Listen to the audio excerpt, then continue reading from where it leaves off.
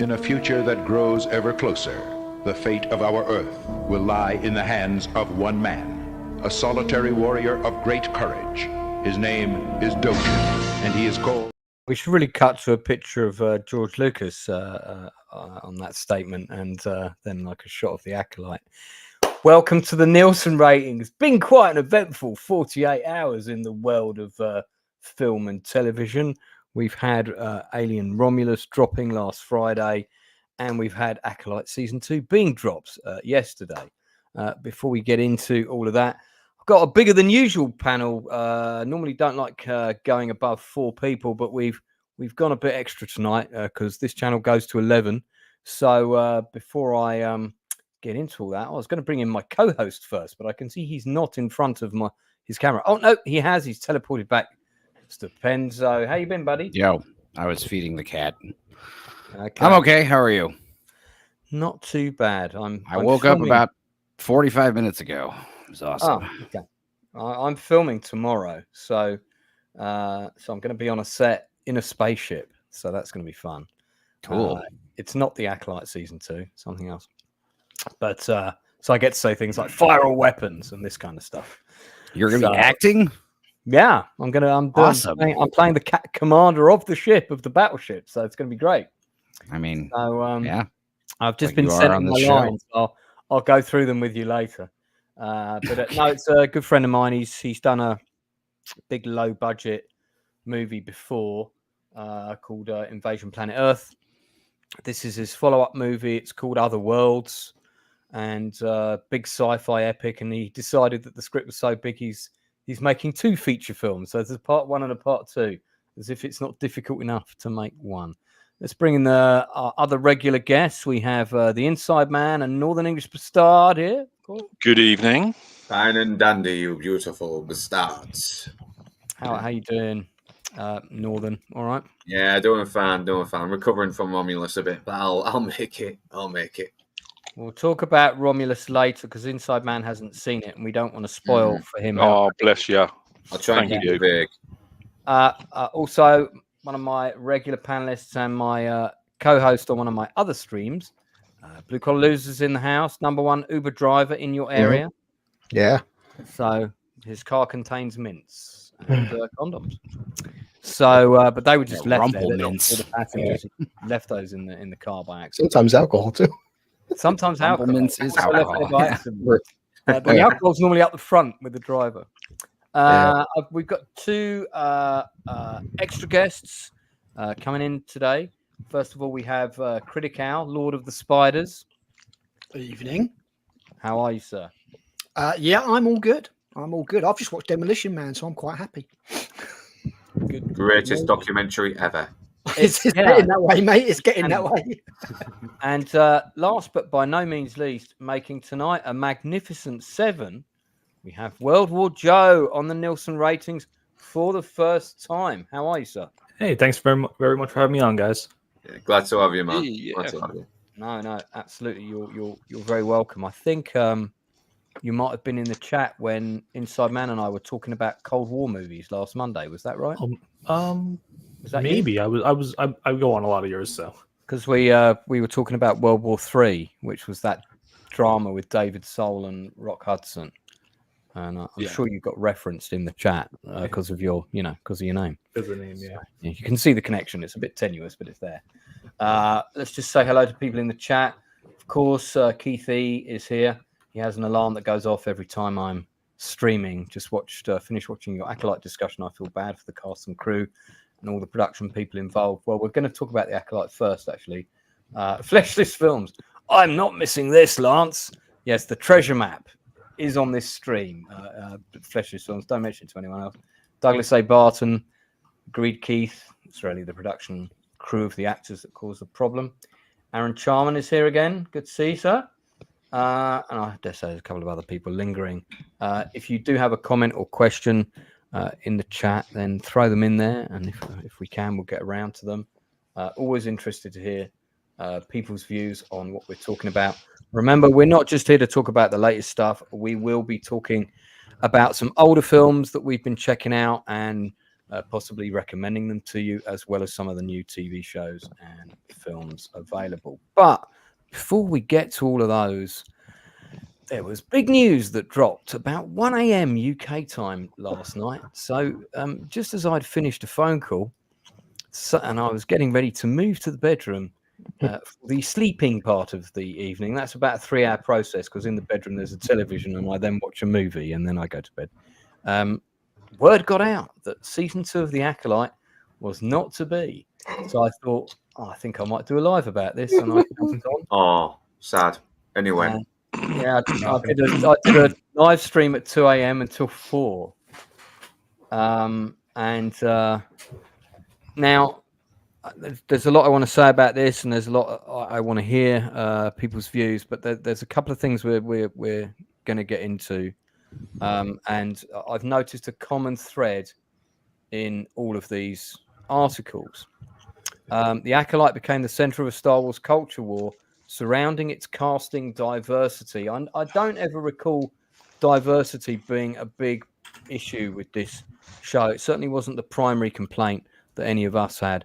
Certainly wasn't a complaint, in fact, let alone primary. Woke nature and supposed writing flaws. Writing flaws, I would definitely agree with, that broke canon, each episode bringing some new controversy. It was one of the most reviewed bombed series in probably Disney or Marvel's history, with an 18% audience score and a good, not great in brackets, fate, 78% critic score. So just addressing some of those things. First of all, it's this here, review bombed, right? You could just say negative reviews, but it's review bombing now because that's considered to be some sort of, it's like we all got together and had a chat and decided we were all going to do that. Well, I just think when they say review bombing, they mean like we're lying. But I mean, we just need to change the definition to where review bombing means there's a lot of negative reviews, and whether they're authentic or not is irrelevant, you know? Because I mean, they keep trying to turn that against us and weaponize that term. It's like, meanwhile, they don't pay any attention to any kind of astroturfing or review glowing or what I call it, you know, where they just give 10 out of 10 star reviews and didn't even watch it, you know? Well, I'm going to just let me just address a couple of other things, and then we'll go around the table. Though the anti-Acolyte crowd will no doubt celebrate this as some great victory, like Ewoks playing bongos on dead stormtrooper helmets. Well, I actually said this is not a cause for celebration. This is a cause that you know, of shame. It's this should never have been made to this standard. But we'll come back to that. It had a stupidly massive reported 180 million budget for the 8-episode series, when at least that much money was in no way ever to be seen on screen. I would agree with that. And when you spend that much, you want some sort of huge viewership to match. The Acolyte did not have that. While there's no official data from Disney, estimates put its audience as smaller than every other Star Wars series and half of Ahsoka, at best, half. Some would say this is just because the show is bad. I would agree. That is the primary reason. And then they go into a whole rhetoric around it was creating an entirely original story with brand new characters and mere seconds of a few well-placed cameos, etc., etc., etc.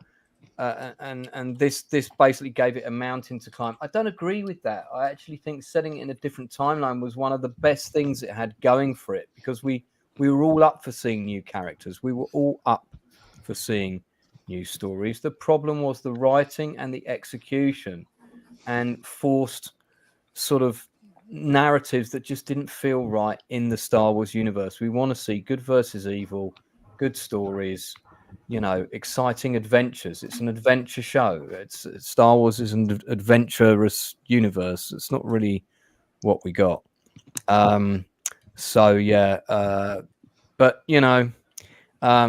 So they're putting it down to the budget and that it never stood a chance because it didn't have any big names and all of that. I don't agree with that. Inside Man. Did you watch it, Inside Man?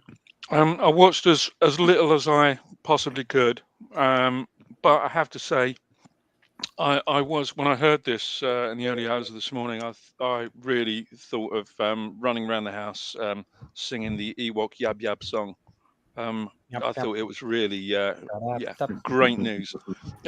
And anyone who thinks that they should be bestowing some form of sympathy on the cast and crew and all this kind of stuff, it's completely misplaced, because there has never been so much work out there.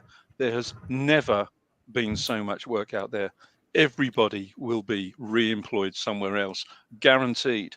I've never known a time in the film and television industry, in the history of this industry, where there is so much work for so many people and not enough people to fill those positions. But they'll probably just play the old diversity card and get hired on that lot. Like, it's horseshit. It's horseshit, right? Now, look, nobody cares if any of the cast are of any other ethnicity.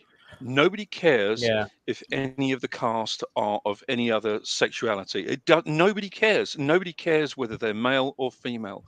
But what they do care about is whether the story is told well, and that the characters are written well. That's all they care about.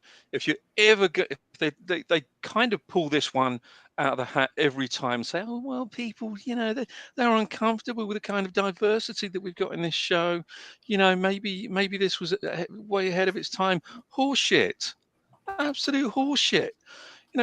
If we're ever going to achieve equality in this industry, you need to get rid of these people that think that they're waving some kind of fucking flag all the time. Those are the people that are the problem, not the audience. Nobody else. Is the people that are the executives that are waving these fucking flags, and they get on my fucking tits. Excuse my language. Well, that's the that's the not suitable for kids thing sorted out for the stream. we're definitely not for kids. Critic Al, your start for 10. Your thoughts, please. I mean, I knew that the Acolyte was going to be in trouble when we saw the promotional stuff. Yeah, Jodie Turner, whatever her name was, yes, I'm a woman of power. It's like, well, that's obviously what's important to you then. It's not the story, it's not the universe, it's not making a product that people want to see. It is yet again the message. And it didn't help that on top of that, the story was really badly told. The characters were boring. The writing was disjointed. It didn't make any sense. Those laughable scenes like the chanting, the power of one, the power of two, the power of many. It was surreal how bad Those are the only lines of dialogue I can remember from the whole show. I mean, it just wasn't good. Was there something good there potentially? Maybe, but it wasn't executed in the right way, and people didn't watch. And now the only thing they can fall back on is, the haters have won, the racists have won, the bigots have won. It's like, no, you spent 180 million on a show that didn't look like it was worth that in any way, and all you had to show for it was, well, nothing that hit the Nielsen ratings, basically. So may I just quickly add something, just one final thing, and you won't hear another word about this from me again, right? And that is Star Wars, when Disney took it over, it was a gift. It was a gift that could have kept on giving and giving and giving. Oh, absolutely. It was a gift. Money. Unlimited. And if ever there was a wasted opportunity, if ever the industry has seen such a wasted opportunity, this is it. This is the big one. How Kathleen Kennedy still has a job is, she's got dirt. She's got dirt. She must have. Got the feminist card. Yeah. You know secrets. Blue Collar, you're obviously we did the show together. We took a positive attitude, and I said this on my stream last night. For me, this wasn't a cause of celebration. This was actually quite a sad thing, because not the cancellation of itself, the fact that the whole thing had happened, and this was the ultimate outcome. And the biggest achievement of this show is that it's just divided people even more. Although the fan base, that was its intention. Unified. That was the intention. That was the intention. That's exactly what Disney wanted to do. They wanted to create something to divide people. The Acolyte was Kathleen Kennedy's vision for Star Wars writ large. Yeah. Every man's stupid. Every woman's powerful. I honestly, before this, I wouldn't have been surprised if she didn't nominate Leslie Headland as her successor. A bit more difficult now. Yeah. Thank. Let's hope that doesn't happen. So Blue, I mean, were you surprised it was cancelled? What are your thoughts about it? Not surprised, but like I'm sure Enzo and all you guys know this, that certain people out there. The funny part is with canceling this show, you just cost a lot of guys a shit ton of views because Acolyte was getting people millions of views or tens of thousands of subscribers, and now it's like a lack of content. It hurts YouTubers who just shit on stuff. But yeah, Lance, everybody here, even like Enzo didn't even watch a lot of Star Wars, and he couldn't avoid how terrible it was on social media. And that's bad if you're a casual fan and you're hearing how awful this show is. And what sucks is all this wasted potential, a budget of $200 million. And the biggest crutch for Star Wars since Lucas gave it to Disney was they are tethered to the Skywalker saga, to having Luke, to having Anakin Skywalker, Vader. Now you have a fresh story that takes hundreds of years before Luke is born. Yoda's still there, but this is before. You could start fresh, brand new, get some new ideas going. But nope, it's like Inside Man said, we're too busy, checking this box, inserting this, inserting that. And boy, it's like your fan base, how many billions with a B dollars? I mean, since they've bought Star Wars, they have not turned a profit in 10 years now? Like how much money do you have to fucking lose before it's like something's got to change? I mean, this and the Star Wars hotel, debacle in Florida. Yeah, and that just whole building's sitting empty now. And I saw it too. Not even Star Wars, because I mean, it's still Disney adjacent, but Marvel. Okay, like yes, Deadpool is their only win since Spider-Man: No Way Home. Which so technically speaking, their only win since Endgame. How much? Again, now you have Captain America coming out. You have like this whatever new Agatha Harkness show. Like there's still Marvel's losing more money as well. You've had one win in like 8 years. Like you're losing so many billions upon billions of dollars. Like, is it ever going to fucking course correct? World War Joe, what are your thoughts, mate? I'm curious. You went to the Star Wars hotel? Sorry. I saw it. Yes. You actually went there. You visited it. Oh yeah, I'm in Florida. I saw it though, but it's a huge production of it, but it doesn't look like it. The prices are astronomical, and I saw a lot of videos of YouTubers going there talking about the prices. I passed by it. It's huge, and it's extremely expensive, and you don't get that much out of it. And also, if you're not staying there, you can't really go inside. So they could have just opened it up to the public, but for some reason they didn't. They had special tours and stuff like that, but to the most part, you couldn't just go in there whenever you wanted. So they made a giant hotel that did nothing for the parks. Yeah. The weird thing is, surely if they'd made that original trilogy, they'd made it Legacy Star Wars, you'd have people that would actually pay it. If you had Luke Skywalker running around, pre-Jake Skywalker, so not Rey, and you had, Darth Vader, not bloody Kylo Ren and all that kind of stuff, then you would have people that would pay these amounts, but they're not going to pay it for the cut price version of Star Wars. They're not going to pay full whack for something that's already been smashed into the ground as far as quality goes. The Rain movie's just asking for trouble, really is. I think they could have done a lot more with the storyline and the ship being attacked and all that kind of stuff. I'm pretty familiar. But they're intellectually, morally, and creatively bankrupt. How could they think of anything good to make that show work? Yeah, because it doesn't matter how good the idea. What matters to Disney is who the idea comes from. It doesn't matter if there's a great idea. They'll dismiss that in favor of who the idea comes from, and that's their bottom line. You know, that's their kind of end game. Yeah, we got all these great ideas, fantastic ideas. Wow, they're so fantastic. But what we're going to do is we're going to default to our DEI, and so that's it. It's the source of the idea, not the idea anymore. They don't give a shit. Stupenzolicious, you wanted to jump in there. Well, you know, in the immortal words of Happy Gilmore, gold jacket, green jacket, who gives a shit?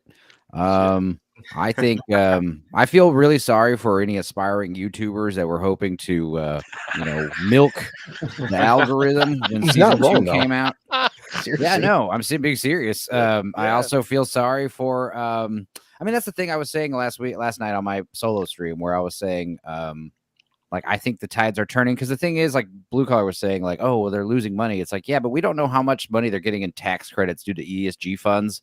Yeah. They are getting like lots of money. It's kind of paying for itself, even if the movie does, not turn a profit, or the show. Yeah. But I think the tides are turning, because I feel like they do hate us. They hate the fan base, and I feel like they would have given us a season 2 out of spite. Yeah, but just like Star Trek Discovery and these other shows, and the Marvel stuff, I feel like there's a tide turning where the producers, the big distributors, are like, this isn't working anymore. The fact that they pulled the plug on it, I mean, the fact that they would embarrass publicly Leslie Headland like that is so out of the ordinary. So I think there is a tide shift coming, But I mean, it's not surprising the show got canceled. It should have been canceled. This terrible show.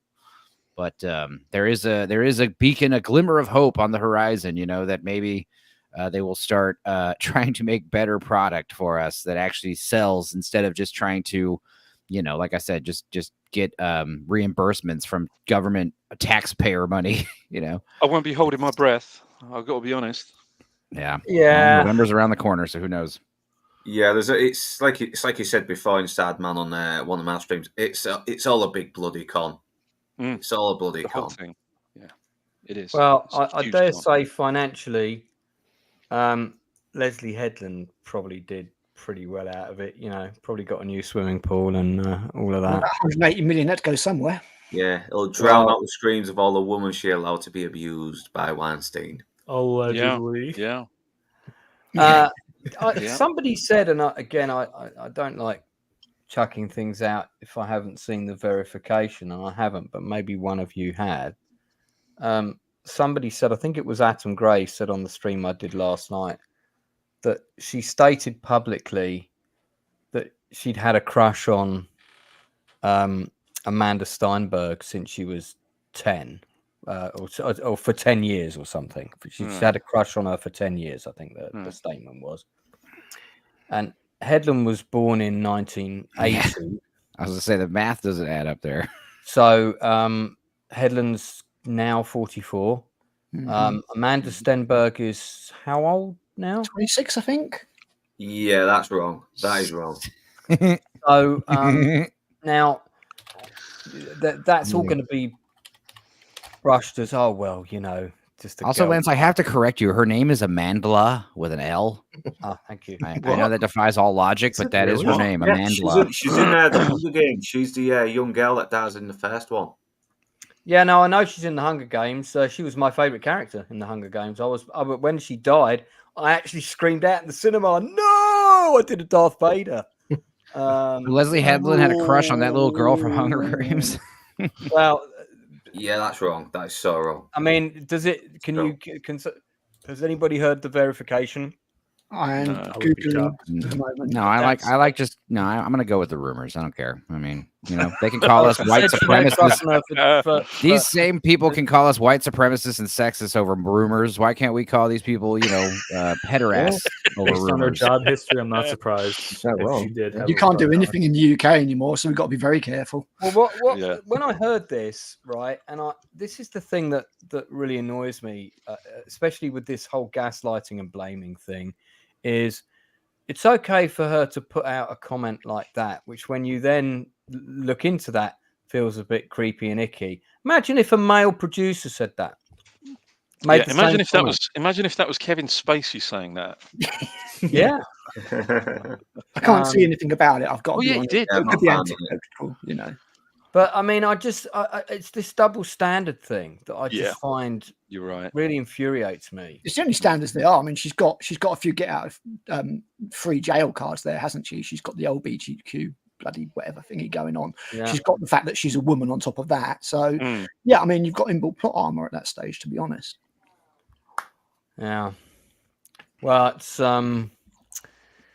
yeah. I mean, the thing that annoyed me, and I mentioned it last night, is the whole thing about this show is if someone's coming in, a new person is coming in, and they're taking an IP and they're going to write a new story for it in any universe that would be run normally in the film and television production world, you would have a person assigned to that team who would be one of these incredibly knowledgeable people. They would be like a wiki or Wikipedia page, encyclopedia in their head, and they would have the Bibles, and they would go, yeah, you can't do that because actually that character doesn't exist in this time, like that kind of thing. They would pull them up on all those facts, and then you would have someone above them who would do quality control, probably Kathleen Kennedy's job, who would look over the first drafts of the scripts and go, this isn't working, or this is working, or perhaps we need to do this.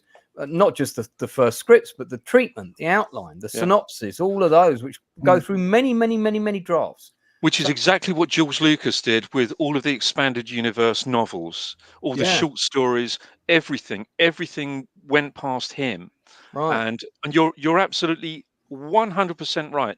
There really was and is, and maybe not anymore, a Star Wars Bible, timelines, everything, all the races, all the. Who looked at this stuff and went, yeah, these scripts are great. Green light, let's go. $108 million. I mean, nobody is. Yeah. Nobody just copied it and then fucking said done, and that's it. I've just seen Alex Tabrizi is in the chat, so before he calls me, phone him, Alex. Before he calls me, I'm going to put my phone on phone mute. him quick. Normally, Alex always rings me. Let's not forget the Acolyte did have a troubled production history. It was actually done a while ago, and they were messing about with it for absolutely ages. I think they cut down the post-production. Yeah, absolutely. So it's been cut down and butchered, and this is obviously just the best that they think they can do, which is just truly tragic in all honesty. It's inept. It's inept more than anything else. I mean, yeah, it's whilst there were some some interesting ideas, it just was extremely poorly executed, very poor writing. The performances, there are some actors that are really going for it, and then there's just some stuff that isn't good. Another thing I said is they really should have cast actual twins, two different actresses to play those two parts, but actual twins, because I did a casting a few years ago where we were casting twins for a toothpaste commercial, and we had like 20 twins come in on a single day, and several of them were really, really, really good. So it's not like they're not out there. If there's 20 in the UK for a toothpaste commercial, and apparently we had to turn quite a lot away, you can bet that there's 200. And anyway, this was shot in the UK, so I just think that was a big mistake from the get-go. As much as I actually like Amanda Stenberg as an actress, I think she's good, but not in this. I thought, God, his name is now Jay Song, the guy who played Son. I thought he was one of the best actors in it, and he doesn't even speak the language natively. He learned phonetically. No, he had to learn it for the show. Yeah. So, according to Wikipedia, as opposed to Wikipedia, filming took place between October and June of October 22 to June 2023. Filming is Wales and Portugal. Yeah, I know that. And then it premiered on June 24. So it was in post-production for a year. Yeah, for those 8 episodes. Yeah, and I would suggest that most of that post-production is repair work, not effects work. Is that a normal amount of time to be in post-production after that? That's a long time. That's a year in post-production. That's really unusual. I mean, you can see that you can see the chunks that are missing out of the story. You know, like there's so much sort of teleporting and bouncing about, and people suddenly being somewhere. And although that is a hallmark of poor writing these days, I do also think that the narrative has been butchered. The thing is, was it better or worse before? Yeah, I mean, you kind of get the impression that it's one of those things that perhaps, halfway through shooting, or maybe a quarter, a third, a fifth, or an eighth of the way through shooting, there's a realization that, Jesus Christ, this is actually quite shit. But we can't stop. Cameras are rolling. We're committed, so we have to go through with this garbage. And of course, unfortunately, it's us poor fuckers that this shit is served up for. Mm. And then we're automatically, lambasted as when it does actually genuinely turn out to be awful, and we're pointing out the awful things about it. But the obvious, response is it's just the bigots, it's just the haters. Yeah. Well, okay. Yeah. And that's why can't we dislike something? Why are we not permitted to dislike something? Why are we accused of being some kind of misogynist, racist, homophobe if we don't like something that just happens to, coincidentally have somebody who might be of another ethnicity, or predominantly women, or perhaps gay characters. It's that automatic, that default position that they have to. It's the only way that they feel that they can recover ground, by making accusations against the audience. If you don't like this, you are part of the problem. In fact, if you don't like this, you are the problem. That's what we've been told. That does is that creates a narrative that people can jump onto. And then everybody can go, right, I'm standing on the right side of the line. You're all bigots. You're right. No, it's divisive. It's completely divisive. And I'm sick and tired of these kind of people, particularly at Disney. I think they're awful, insufferable human beings. I think the media doesn't help, let's face it, because the media jumps in on it absolutely every single time. It's interesting how on the Wikipedia page, and I can see that this has been heavily tailored. Right, it's not a neutral perspective, because if you read the section under audience response, it's very interesting. I'll cut through all the hate stuff. Man, just illustrate the point on that. Following the release of the first season finale, an online campaign advocating for the second season gained traction. Thousands of social media posts were made using hashtag Renew the Acolyte. Well, I do remember that hashtag, and I remember clicking on it because I thought, how many people are posting this? And there wasn't that many. There was, it wasn't thousands upon thousands. And included positive comments about different elements of the series. Dirk Libby of Cinema Blend said this was proof that the review bombing, again weaponizing and just invalidating any negative opinions, did not reflect the views of the entire audience. I'm sure it didn't. I'm sure some people loved it. And he was happy to see the Acolyte go viral for a positive reason, following all the negativity it had faced.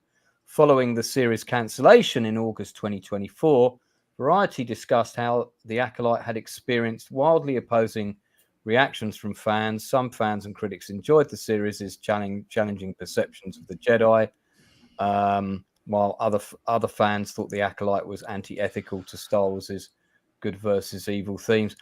You know what? I don't even care about the whole controversy with we're going to portray some Jedi bad. That could have actually been quite interesting. It just wasn't done very well. The dialogue wasn't good. The action wasn't good.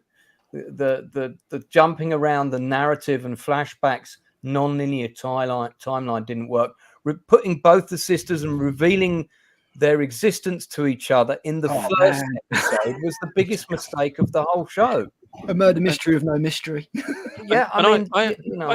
Sorry to interrupt, but I do think that you've just read out. There's so much of that, so many of those comments that have been taken away from, say, for example, Cinema Blend. Now, they're very good. They're very good, and they, I absolutely guarantee you that little quote, that little snippet, has been completely taken out of context of something much, much bigger. Because they're very good at what they do. They really are. Don't agree with everything that they say, but they are very, very good.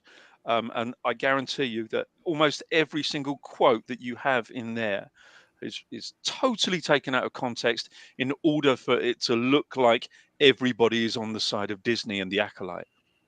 What they do. It's what they do. Anyone it's manipulative. No, absolutely. For anyone who's not certain, we're never going to find out who this guy is. That is actually World War Joe. He was. Damn, exposed. We're never gonna find the mystery of Darth Plagueis living in a cave or whatever. We're never gonna find out these setups that they're never gonna get paid off. It's not fair. I'd like to compliment the show for a second, though. Actually, on paper, I mean, a vengeful Force user out there going to hunt down Jedi systematically. On paper, that sounds pretty badass. Like, how? I'm sure they took the idea from someone else and bastardized it. What was it? Kill Bill meets Frozen, as Leslie Headland said that she told that is not a inaccurate description of what it sounds like on paper. But like it says, they did it so badly. I mean, when you watch the actual show, the Jedi are 100% justified in whatever they did. So it's again, Son, whatever his name is, stabs the mother after she turns into a smoke monster. And makes, what's her name? I was going to give her but away or something. Sorry, I misinterpreted your I'm friendly signal. Yeah, it's just your mother was turning into a smoke monster. I'm sorry. That's how we say hello on our planet. Messed up with the morality of the creators as well. That they think, the Jedi were in the wrong, and we're all going, no, they weren't. They acted perfectly reasonably, and yet you're standing there going, oh no, she's totally justified wanting to kill them all. I'm like, no, she's acting like a psycho for no reason. I mean, the white dude who killed himself with the poison. Yeah. Didn't do anything. But if you start tinkering, tampering, and fanning about with the lore that's taken decades to develop, it was fine-tuned. It took a long time to develop, but the lore of Star Wars had been developed to such an extent where it was easy to write another movie. It was easy to write a game.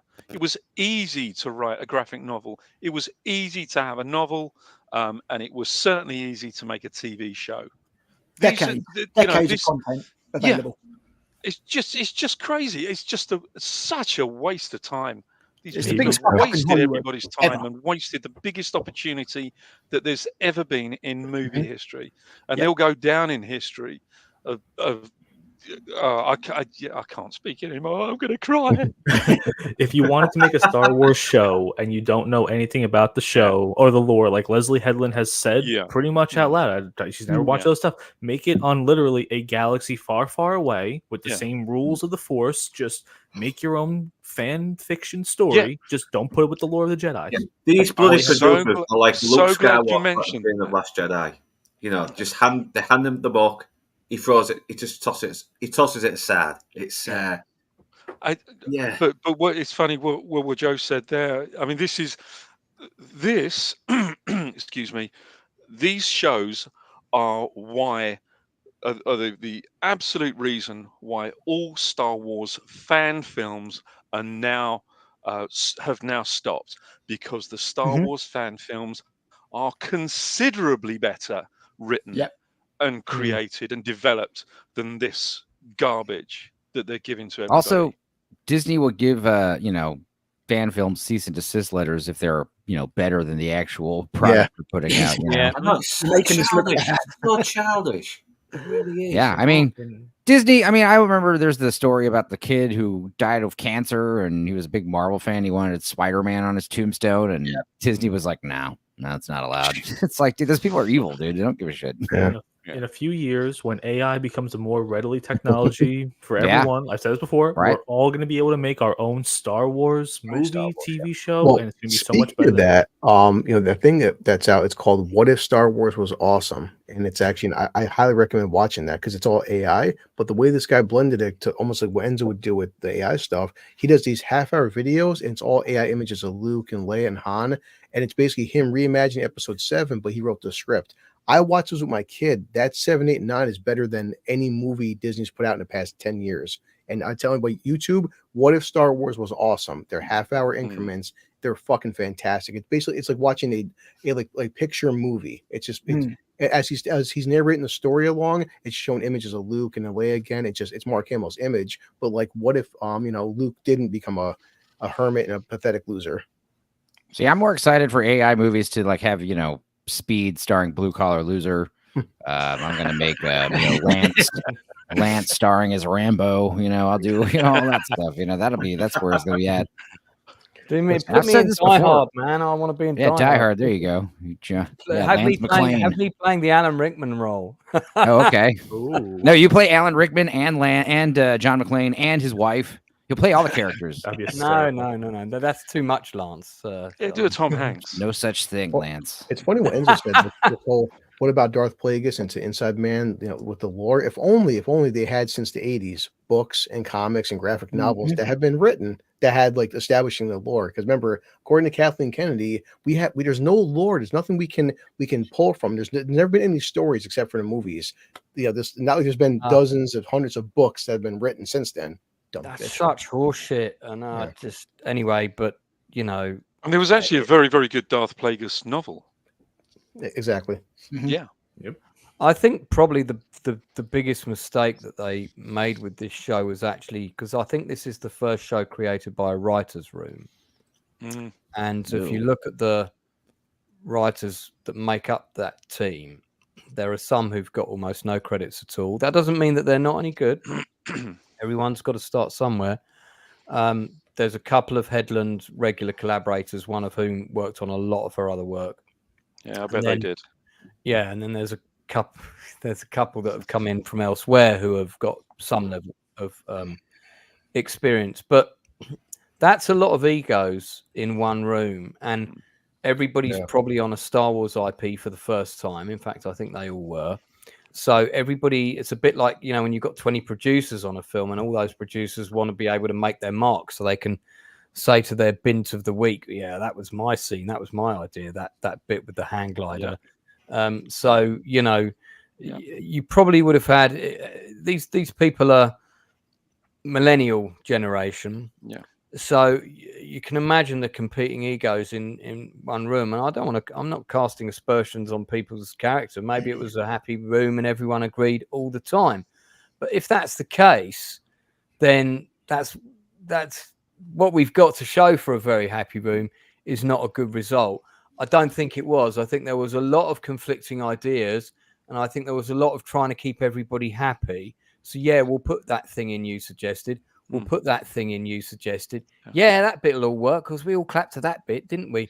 So we want everyone happy. We don't want to hurt anyone's feelings. Yeah. I'm sure the biggest complaint of the writers' room is like what kind of gourmet snacks and bottled waters we have, and kind of accommodations we have in the writing room. I think writers' room that works best for comedies. People can insert jokes here and there. And if you actually do have like a writer's room for a drama, I mean, there should be conflicting forces. Like, why don't we, do this and try to, get people to think outside the box a little. But when you just have a room full of like, squawking parrots that are all just like, chiming in unison, they all want the same thing. It probably doesn't work out very well for at least some kind of drama show. I mean, it clearly didn't. On a slightly not off topic, but related note, but we're going to go into a different segue here.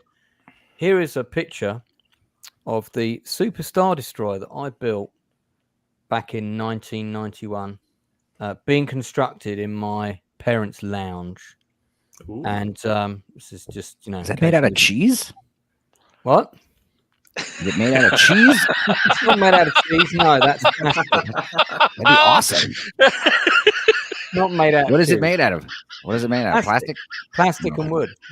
And then you can see the Super Gorgonzola. Yeah, to see cheese, huh? You can see the Super Gorgonzola Star Destroyer in action in this shot, and that's the finished painted version on the right. There's next to a. Right, where is he? I'm taking him out. No, right. I did it. Did it. And then you've got the half-built Death Star, and you've got I think it's huge. Star Destroyers. I've got a Rebel cruiser that we built as well. Big is one. That and on the right? Yeah, Nebulon B frigate. You've got Liberty One. Is that there?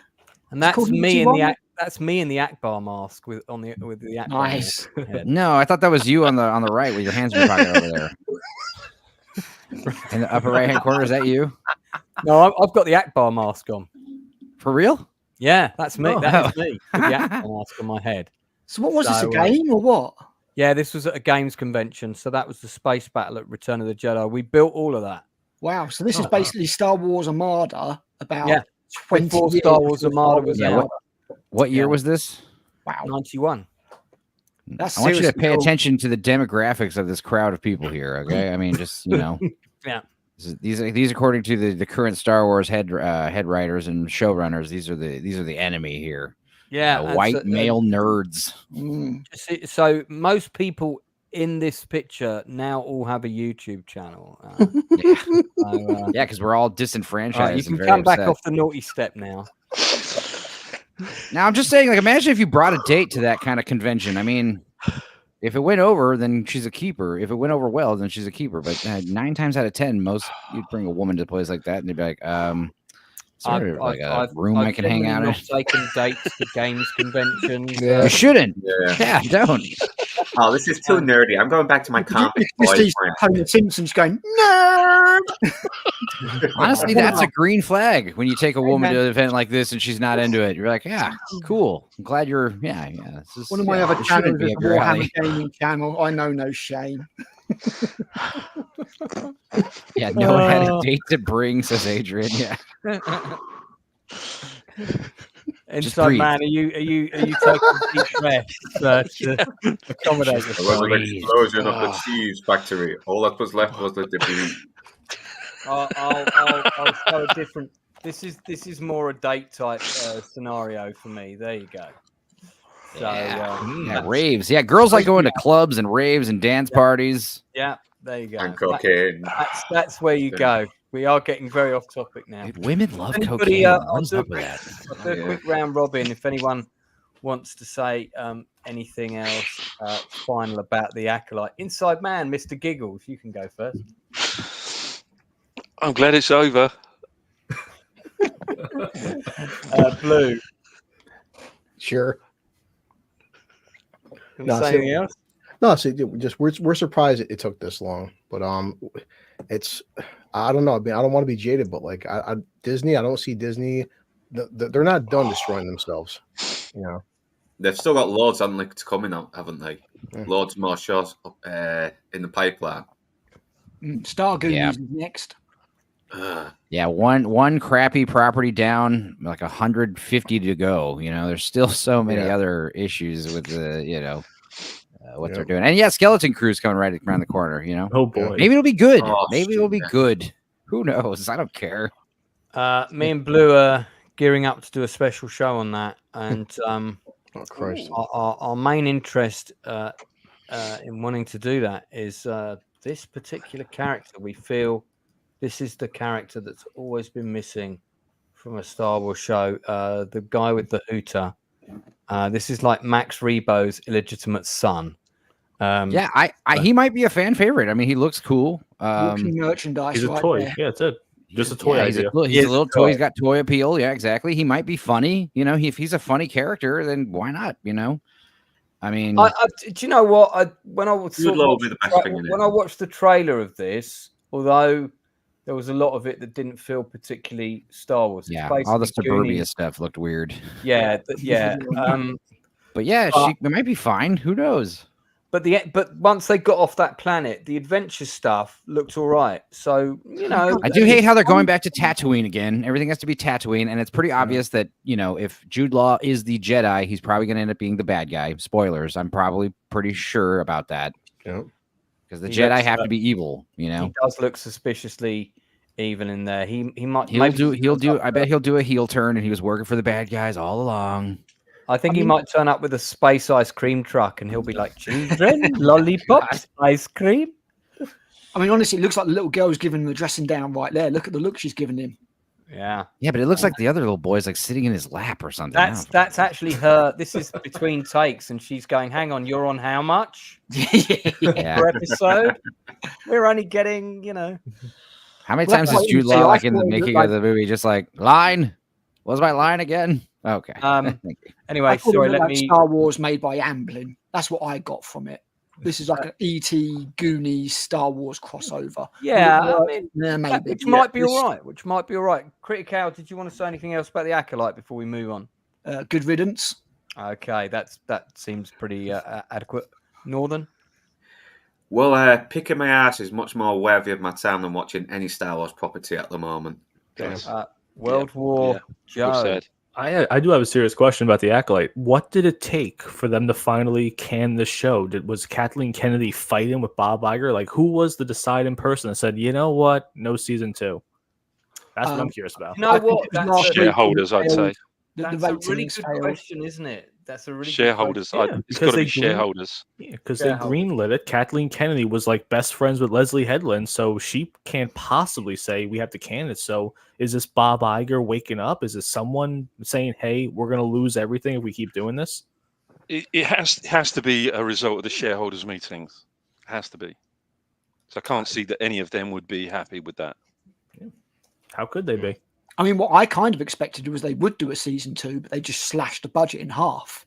I'm shocked there isn't a season 2 after everything we've seen so far with like Ahsoka and Obi-Wan, Boba Fett. It's like this is really the worst thing we're getting now after we've had all these other shows that have done pretty harm to the universe. I saw that the guy that played Boba Fett, he's not going to return back for the Mandalorian movie because he hates what Disney did to Boba Fett. Yeah, right. And he should be upset.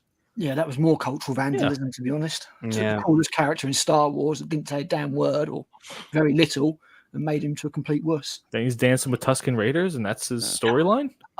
Imagine if you have the ability to write a Boba Fett TV show and you write down he dances with the Tusken Raiders and teaches them how to ride bikes. Yeah. Like, what's going on here? Yeah, who on earth would have come up with that pathetic idea? Look, the thing about Boba Fett was this. There were so many stories. So you could have had... Right. So, okay, you could have had his, anything that was between Attack of the Clones and what's the last one? Revenge of the Sith. Then you could have had a story between Revenge of the Sith and A New Hope. Then the story between A New Hope and Empire Strikes Back. Then the story between Empire Strikes Back and Return of the Jedi. And then everything else follows. Then you've got, season after season after season. You've got everything that links in, but no.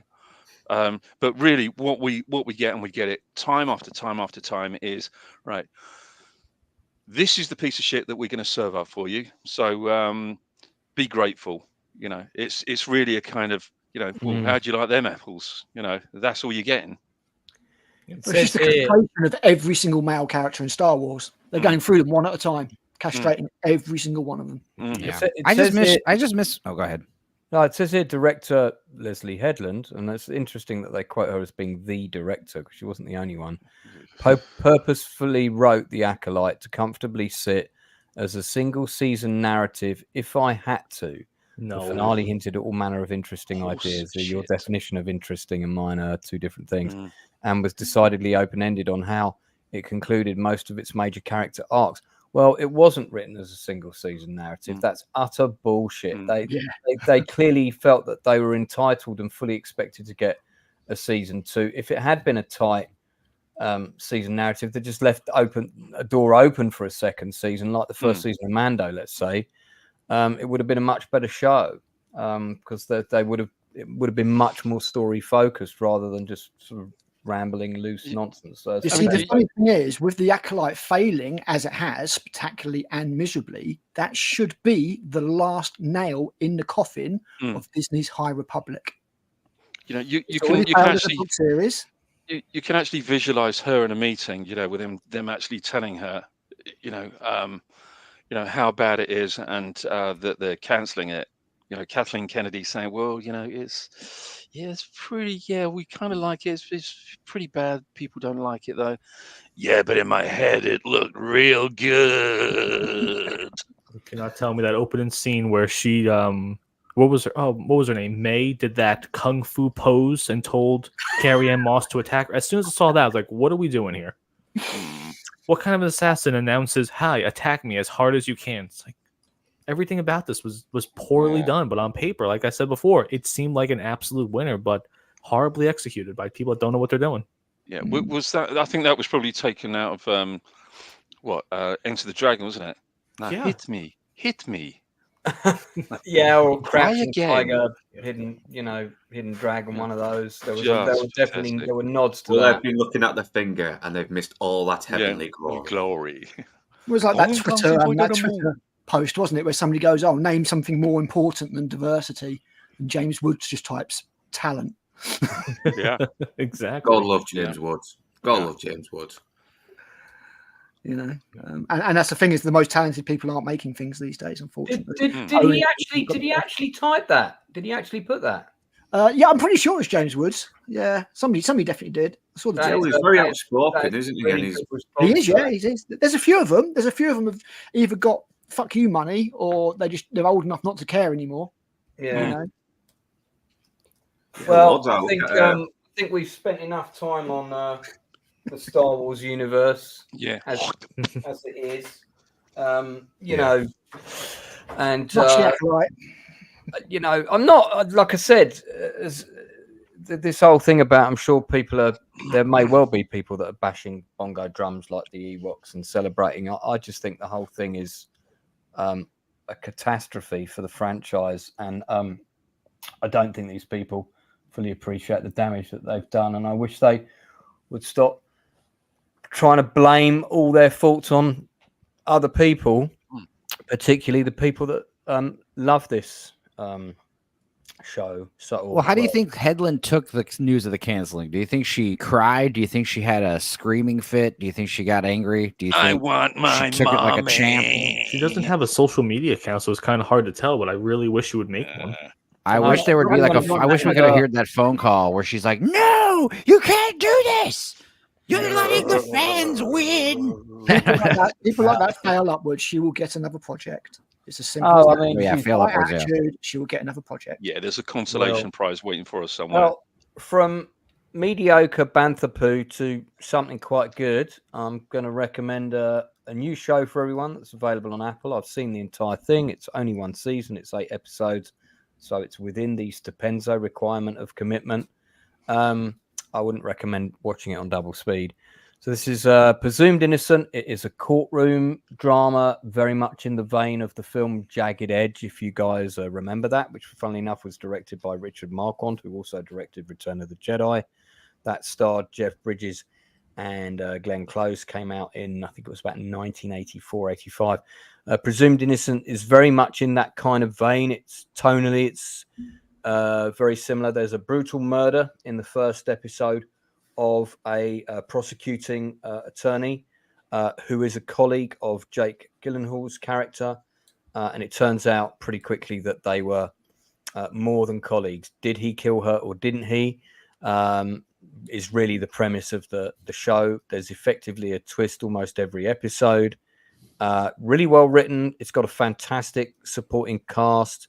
This is the cast who play the family. The wife is played by the actress who was in the graphic novel with Dominic Cooper. I forget I've got it. It's in the cabinet in the other room. But good cast. Both the actors who play their children are both very good. But it's got one of my favorite American supporting character actors of all time prosecuting the case, who's a former colleague of his, and it's set up at the beginning that they hate each other. So I'd give this. I like my courtroom dramas, especially stuff that's written well, that's acted well, and I'd give this a 9 out of 10. Is it based on a John Grisham by any chance? It is, but it's based on the book of the same name. Yeah. It's a Scott Turlow book, but there's that Harrison Ford 1990 movie. Yeah, it's there's no connection to the Harrison Ford film. Yeah, it's a different story. I do remember that film because I was working at the cinema when that was on. So good cast. And I really recommend it. Has anybody else seen any of it yet? No. So if you do want to check it out, I'd highly recommend that you do. It's a good one to watch with the partner because I think this has got a wide appeal. So if you've got another half who's moaning at you about watching too much sci-fi and horror, can we watch something else, please? I would suggest that this is a good topic, a good pick for you. So it's Peter. The actor in the picture here now is Peter Skarsgård, and how many Skarsgårds are there? Peter always one more. You pronounce his name. You pronounce his name Skarsgård. It's slightly different. Is this the first film he's done with Jake Gyllenhaal since Jarhead? Jarhead. Oh wow, that's a long time ago. That is a long time. Yeah, this is. I mean, this Jarhead. Yeah, Jarhead was. God, that's going. Pink way Mist. That's going way back. Do you know they made sequels to Jarhead? This is a really good. This is a really good show.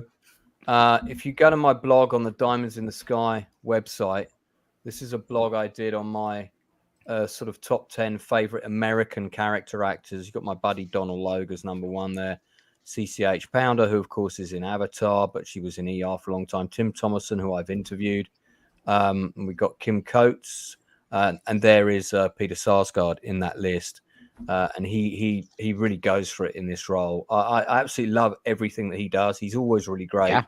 Yeah. These are the other actors that were in that list: Albert Brooks, Lifford, and the great John C. Reilly. And I had a list of about 100 actors that I narrowed down to that 10 to get that. But if you like your powerhouse acting, you like a good script, two things that were pretty much never in the Acolyte. There was some good acting in the Acolyte, to be fair. Manny Jacinto gave it a good go with what he had.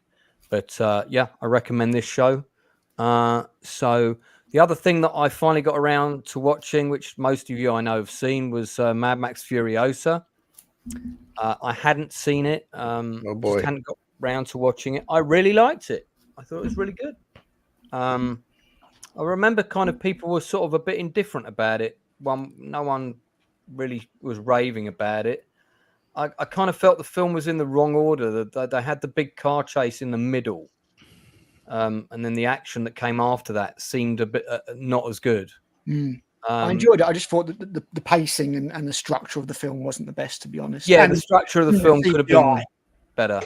Some of the CGI was mega dodgy.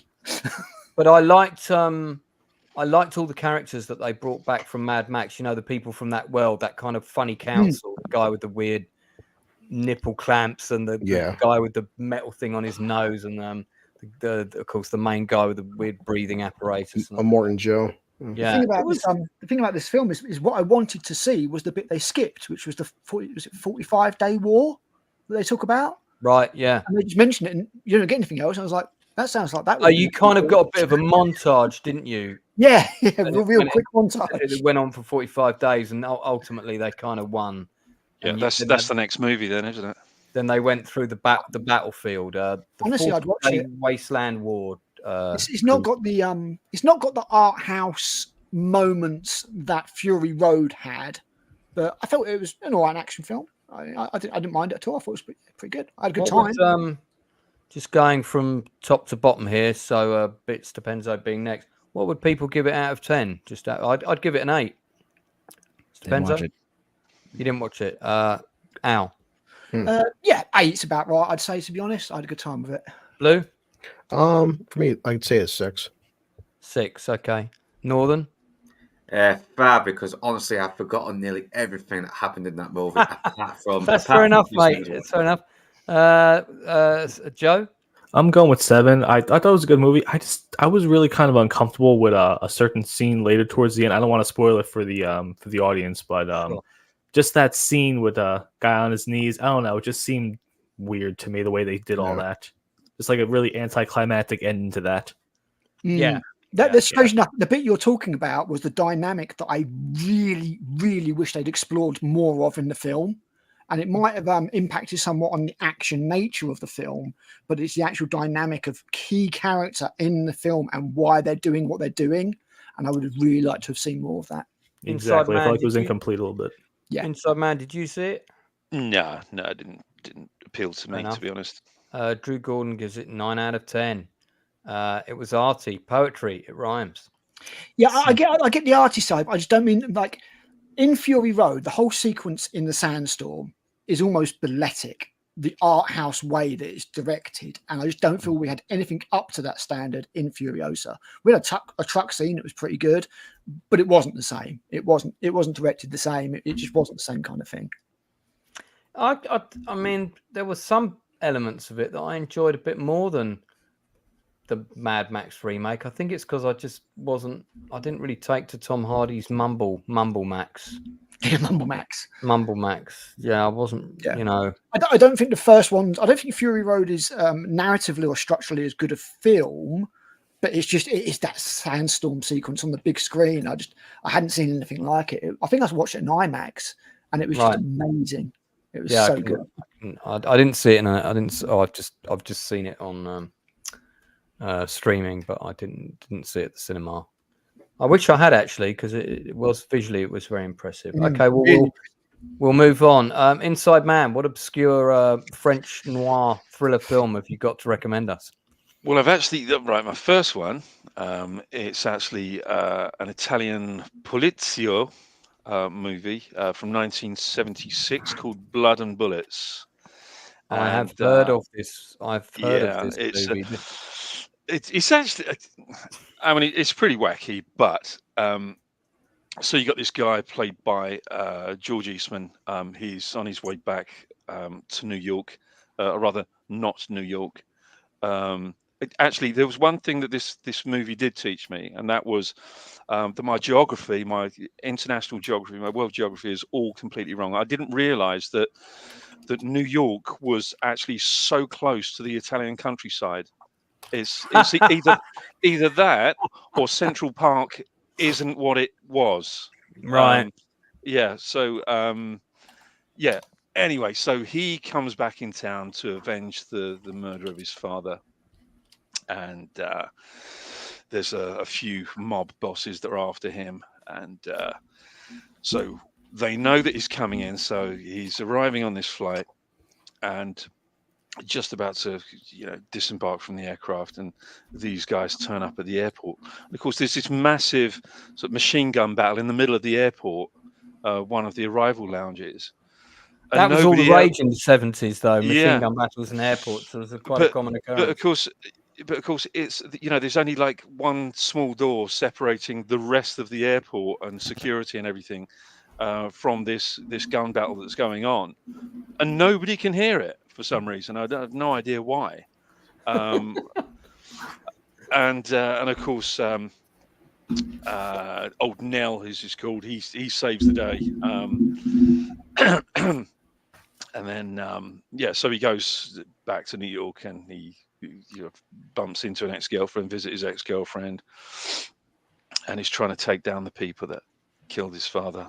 There's a couple of little odd twists and turns, but some great hair in it. I'll give him that, and some fantastic facial hair. Really, some absolutely epic facial hair. But my favorite part about it, apart from the dubbing, is actually the not quite but very nearly Shaft soundtrack that was written for it. Right. Yeah, it's actually pretty good. It's a really, really good soundtrack. And it could have been written by Isaac Hayes, but it was written by Alessandro Alessandroni, I think. But yeah, really, really good. Really, really good. I enjoyed it anyway. The whole film is actually on YouTube.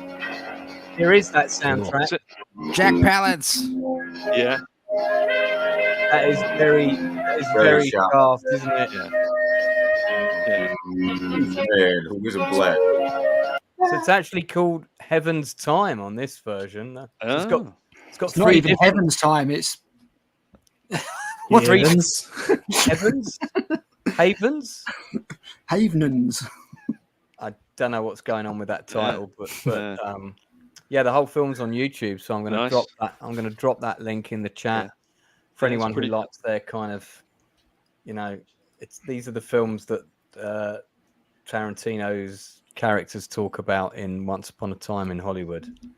Yeah, it's a good, a very standard kind of revenge-o-matic type movie, but I just love it because it's wacky Italian. I just love the fact that the Italians have, they came up with so many of these movies in every single genre, and they did their own thing. They did their own thing by copying everybody else.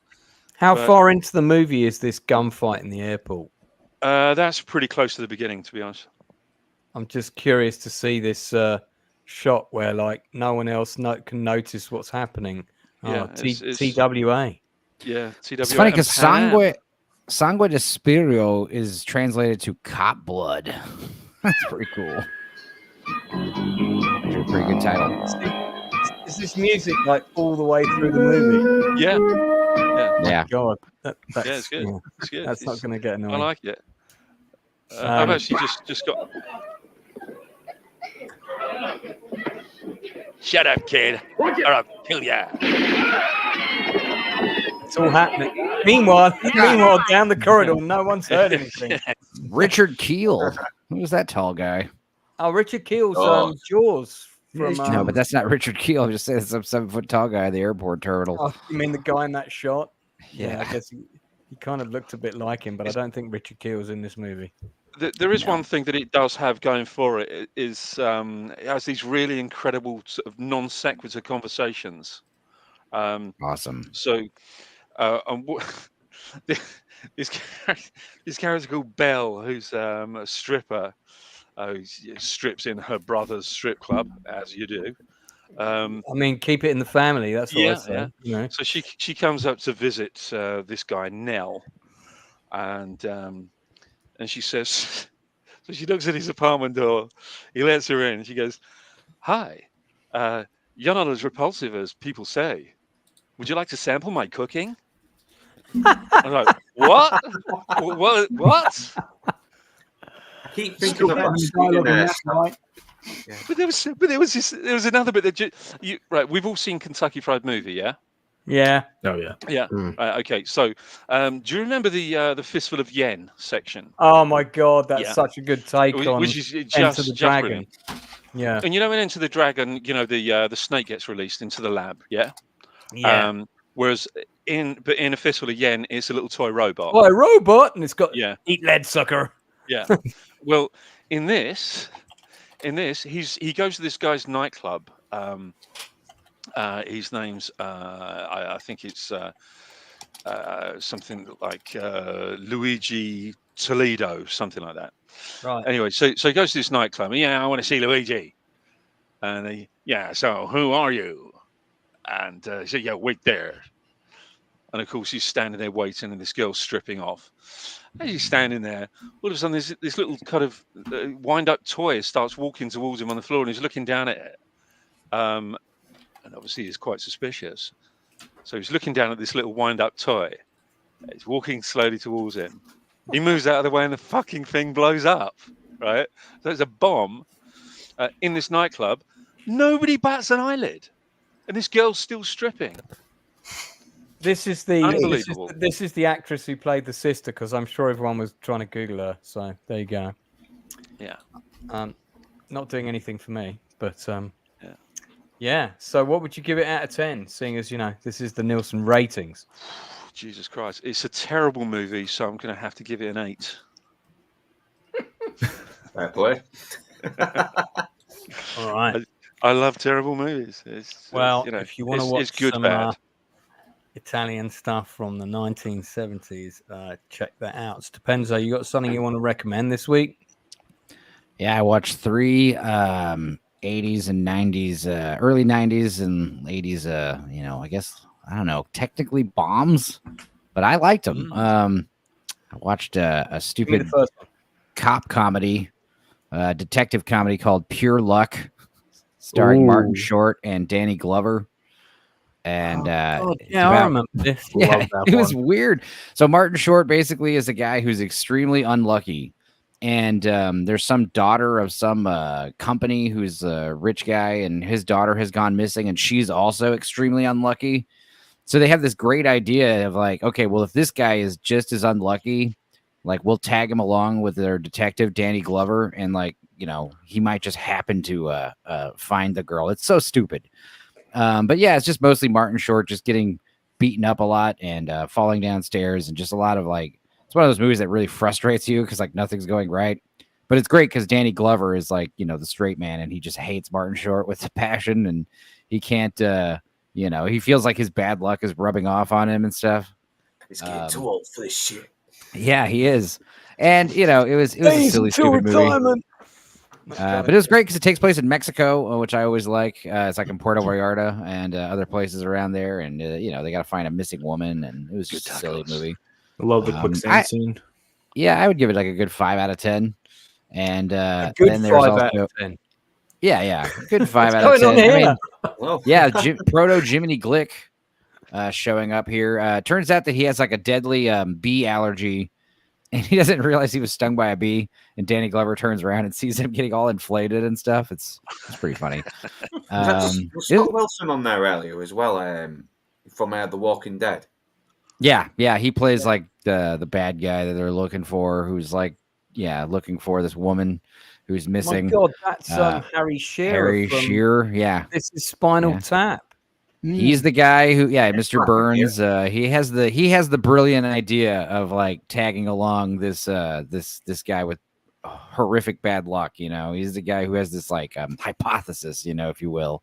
In Spinal Tap, that is Derek Smalls, the bassist. Yeah. Those people who don't recognize him, and you wouldn't from that shot. But that's Derek Smalls. He's a great actor, voice actor, what have you. I loved him in Wayne's World. He's the voice of the screaming mad, whatever. Yeah, the screaming guy, the radio DJ. It has to be a ladies' man, and the fucking mate him.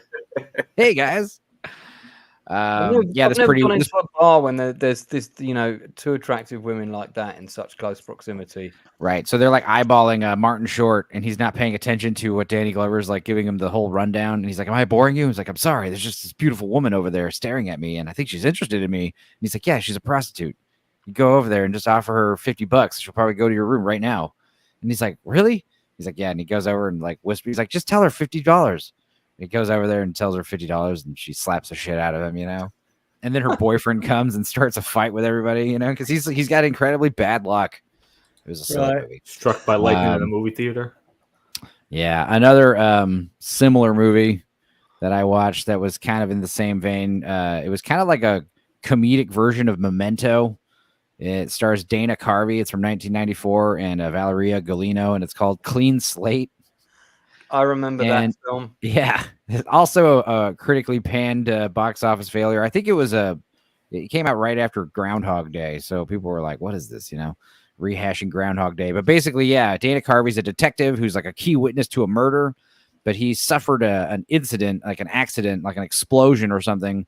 So now he has this kind of amnesia where every time he falls asleep, he wakes up the next morning, he doesn't remember anything. He doesn't remember who he is or what's going on. So every day he has to like start the detective case over from scratch.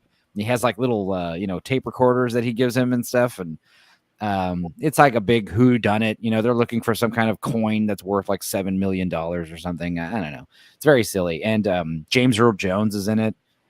He's like the prosecuting attorney or whatever. He's like in a wheelchair the whole movie. And there's a cute little dog, obviously, and a bunch of other 90s tropes. Takes place on Venice Beach, you know, all this stuff. Dana Carvey, I don't know. I like him better in supporting roles. All of his movies where he's the lead are a bit lacking, in my opinion. Ever seen Master of Disguise? I was going to say Master of Disguise. Yeah, that movie's it's bizarre. Then the third movie I watched also had Danny Glover in it. It's my first time. I owned it on VHS for years and years and years, and it was my first time watching it all the way through in one sitting. And it's the 80s Western classic Silverado. Hey, nice movie. Oh, mate, that's that's an amazing film. That's like my number one Western. Great movie. It was definitely it was reviewed positively because it was like one of the few 80s Westerns done right. Yeah. But it was just very a callback to old school Hollywood Western movies, and I think the reason why it just didn't do as well is because it's the time for Westerns had kind of passed. I mean, this was so retro at the time, It was. yeah, This was an attempt to revitalize the Western genre. Yeah. But Back to the Future came out that same year, so indeed. But it's a very beloved movie now. I've got the soundtrack to this on vinyl. Great soundtrack. Yeah, fantastic. Great soundtrack, great cinematography, great acting, great violence. A lot of killing going on in this movie. It was like way more pretty violent compared to like the 50s westerns.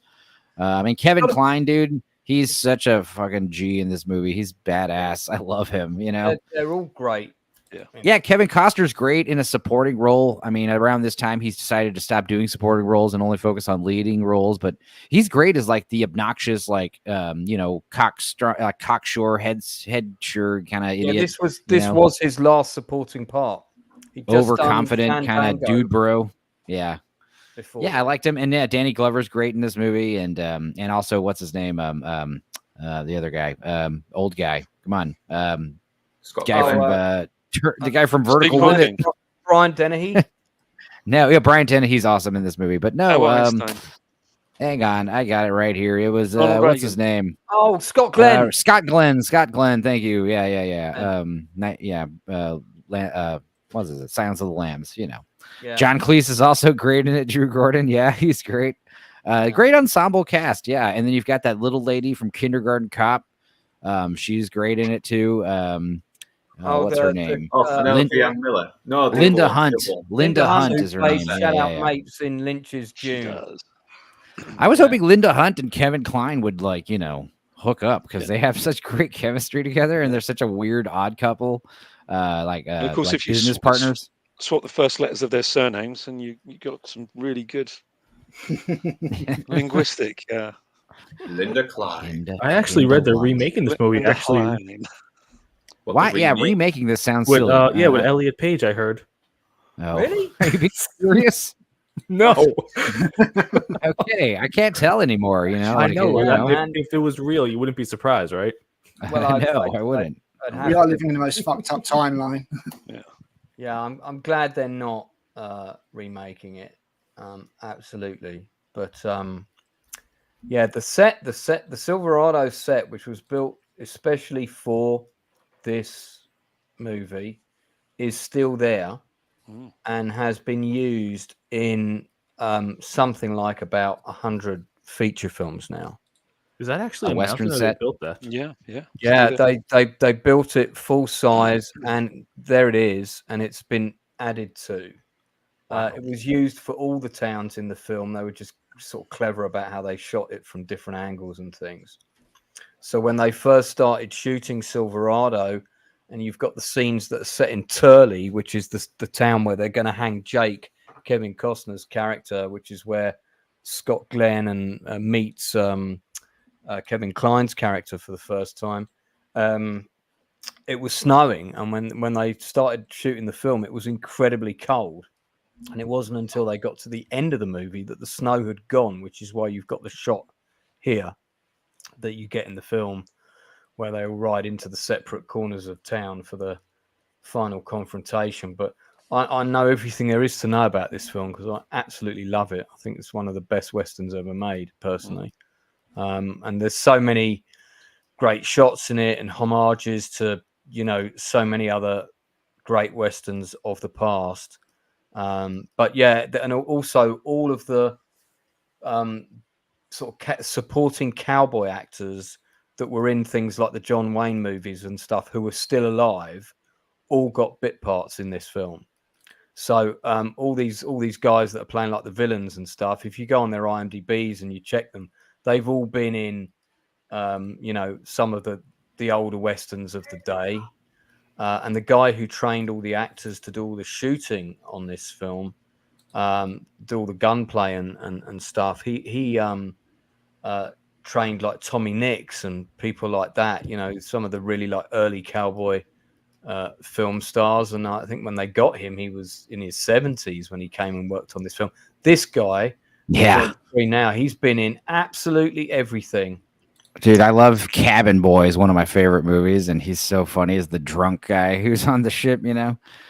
And then you've got Brian James as well. Yeah, huge cast. Yeah, really good cast. This guy was like a villain in about 4 different episodes of the A-Team. This guy. But yeah, it's a great film. Oh, well, what a nice pick, man. Yeah, good pick. Really good pick. Yeah. Oh, really... dude, that guy from Lawnmower Man looks just like my guitar player, Keith. I'm gonna send him a picture actually and be like, you should. Dude, yeah. Yeah. And so, if you became a cowboy, that's how I imagine you would look. This dude here. Yeah, you should see pictures of my dad, dude. Just like blonde Santa Claus with a cowboy getup. That's what he looked like. Yeah. Yeah, Kevin Costner's a lot of fun in this film. Yeah, he's always like macking on other people's women and getting into gunfights because of it. It's like, dude, pretty much what he's doing now. Very much same. Yeah, I listen. I give Silverado's a 10 out of 10 from me. By the way, it's one of my 10 out of 10 rated movies. So, what would you give it? I give it a solid 9. Yeah, for sure. It was fun. It was good watch. Critic Al, have you seen it? I have not seen this film. No, it sounds like I should. I've not seen it. Put it on your list. Great. Put it on your list. It's great. It was fun. Blue Collar. No, I haven't seen it. Oh my god! Check it out. Also, watch those other 2 movies if you want something stupid to watch. I can't believe you've not seen that, dude. You got to watch, dude. You got to sit down. You got to watch that with your son on the biggest screen you can get hold of. Northern, have you seen it? No, I'm meaning to though. I really am. Sorry, that's not good enough. You're out. Okay, so Wobble Joe. Oh, I saw it. 10 out of 10. I remember watching. Me and my dad got the Blockbuster video pass where we just watched that old Outlaw Josie Wales, just all the classics, like in a weekend. It was awesome. Oh, that is such a good film. Yeah, it really is. The original Magnificent Seven before they made it again with Denzel Washington. Yeah, I've written a play about the making of that. Really? Which I plan on publishing that. I was hoping to get it in before Christmas, but I don't know if I'll have time. But it's haven't been able to put it on stage yet because I don't want to do it without any money. But it's called 7 Magnificent Egos. So and it's great because the cast not only play the Magnificent 7, they also play all the producers, the director, the 3 different writers. They play all the Mexican extras and so on. So it's quite a good. It would be a good little mini series actually. Very cool. But so if you haven't seen Silverado, can't recommend it highly enough. And Pure Luck and Clean Slate, I'd recommend half-heartedly if you got 90 minutes to kill and want to watch something silly and stupid. That's insane. Pure Luck's awesome. Blue, do you have a recommendation this week? Yeah, I was telling you about. I got to finish it. I finished the first 4 of the Continental. I wasn't sure, what the premise going in, how good it would be. It's not John Wick, but it's not supposed to be, and I'm really liking it. I was hearing things. I liked it. Yeah. And it was the last acting role of I forget the actor's name now. The black actor that manned the desk. Is it Lance something? Lance Reddick. That's right. Lance Reddick. Yeah, wasn't it his last role? Well, to my knowledge, it was John Wick 4 because this is the prequel. This is when his character's this is back in the 70s. So it was a different actor playing that role, wasn't it? Yeah, it was a different actor playing him when he was younger. That's right. Sorry, I'm getting his. Yeah, because I wasn't sure. I thought it was a John Wick spinoff, but that's the ballerina. This is showing Ian McShane's character and Lance Reddick's character back in the 70s when that's right. Before Winston got the Continental, and the action's on par. It's good. I mean, I'm liking it. I want to see how it plays out. Mel Gibson's the bad guy, and you're seeing the Continental. I mean, technically, John Wick. I mean, he's probably not even born yet because Winston's obviously older than John. So Winston's in his 20s. So this is way earlier in the John Wick universe. Yeah, I saw this when it dropped. I really liked it. Yeah. There was a lot of people kind of ranking on it, saying it wasn't any good. And actually, I thought, the action in it is very good. Yeah, the action's good. I mean, the story is just the John Wick universe. It's about the coin presses. They're still building up the assassin brand. Well, technically, they've been around for a long time, but this is New York back in the 70s. This character was really cool. And it looks like they've got a Claire Cooper on there. It's from Hollyoaks. Jesus Christ! So she's moving up a little bit there. I haven't checked the cast list, but we will. Yeah, you were just on her. You were just on her. She's a couple of shots back. If only I was. Vex Electronica with a silent S says, I loved the Continental. Yeah, because I was led to believe by the marketing that this was some kind of like John Wick spinoff. Like, I didn't know that this was a prequel. So I'm watching like, because I started hearing Winston, Sharon. I'm hearing about they're showing the aesthetics. I'm like, okay, so this is how Winston gets to Continental, because in John Wick he's already been the manager for like I think 20 or 30 years or something. So right now Winston doesn't have the Continental. Mel Gibson's character, he's the host of the manager for the Continental. Yeah, Mel Gibson, he still got it, man. Guys, he's up there, but he's got that gravitas to him. Yeah, it's good. I liked it. I'd give it a solid 8 out of 10. What would you give it? So far, yeah. I mean, I want to finish it. I got 4 more to go. But I got the first 4 done, and yeah, 100%. I'd say an 8's a good recommendation. Has anyone else seen it? Not yet. Yeah, I wanted to. Is it going to be more than just like one season, or what do you think they might do with this? I think it was just a one-off prequel. It didn't feel like it needed more in that timeline. But hey, you never know. Well, it doesn't matter if it gets numbers. It's Peacock, so they need something going on right now. Now that the Olympics are over. Vex says, this show helps me find my direction as a YouTube critic, in brackets under Lance's guidance. I hope this gets a second season. I was mistaken. I thought it's only 6 episodes. Okay, I'm almost done. I thought it was 8 episodes, so it's actually 6. Yeah. So, Stupenzo, who I'm sure sounds familiar. I want Mel Gibson to star in a Colonel Sanders biopic. Yeah. I'm being serious. I'm not joking. I'm being 100% serious. I mean, I was seeing direct a new movie as well, because he's a very talented director. He really is. Yeah. As of right now, there's no plans right now for season 2, but you know the industry is that could change by tomorrow. So right now it's not confirmed. I mean, he might be a raging anti-Semite, but he can still act. Hey. Yeah, but did he actually say that, though? I've not seen any video. He did. He may have been under the influence at the time, but Well, I know people say he's drunk, but one time his ex-wife, and I won't say on Lance's channel, but he's like, I hope you get something by a pack of something. And I'm just like, look, you guys see me drunk on stream. You don't see me saying like, I hope Enzo gets jumped by a pack of monkeys, and they just. It's like, dude, like, I think she was pushing his buttons there. She even had it recorded as well, so she was planning something. She was trying to still, but I love Mel Gibson. You'd call that everything he said turned out to be true.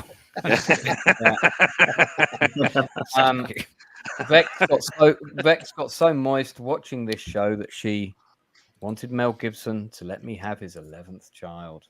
Hey, I wasn't aware I don't think he's going to be giving it away anytime soon, but I'm sure you can buy it. He still has plans to direct Lethal Weapon 5. I'll go see it. Why not? Yeah, that's going to happen. Vex, how does your husband feel about all this this box ticking list of yours? What he doesn't know won't hurt him. Okay. We're not live, are we? This is just a rehearsal. Yeah, it's not like this is it's not like this is broadcast globally all over the internet. Yeah. What do you mean we're not backstage? Yeah. This is your man from Animal Kingdom, one of the British actors in the cast, actually, and I was amazed when I found out he's British. He also looks a bit like Critic Al. So there you go. No face reveals, but yeah, no face reveals, but a bit like Critic Al. Imagine a more handsome version of him, and you're there. Young Alan Moore. So no, I liked it. I really liked. These were my 2 favorite characters in it. The twins. Oh my god, yeah.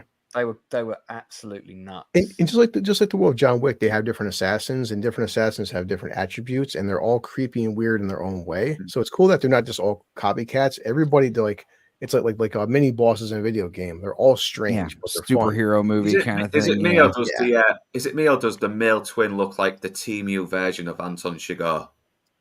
He looked a little bit like a young Jackie Chan or something. He looked like Emo Philip. Yeah, weird looking guy for sure. And mimicking your sister's hairstyle doesn't help.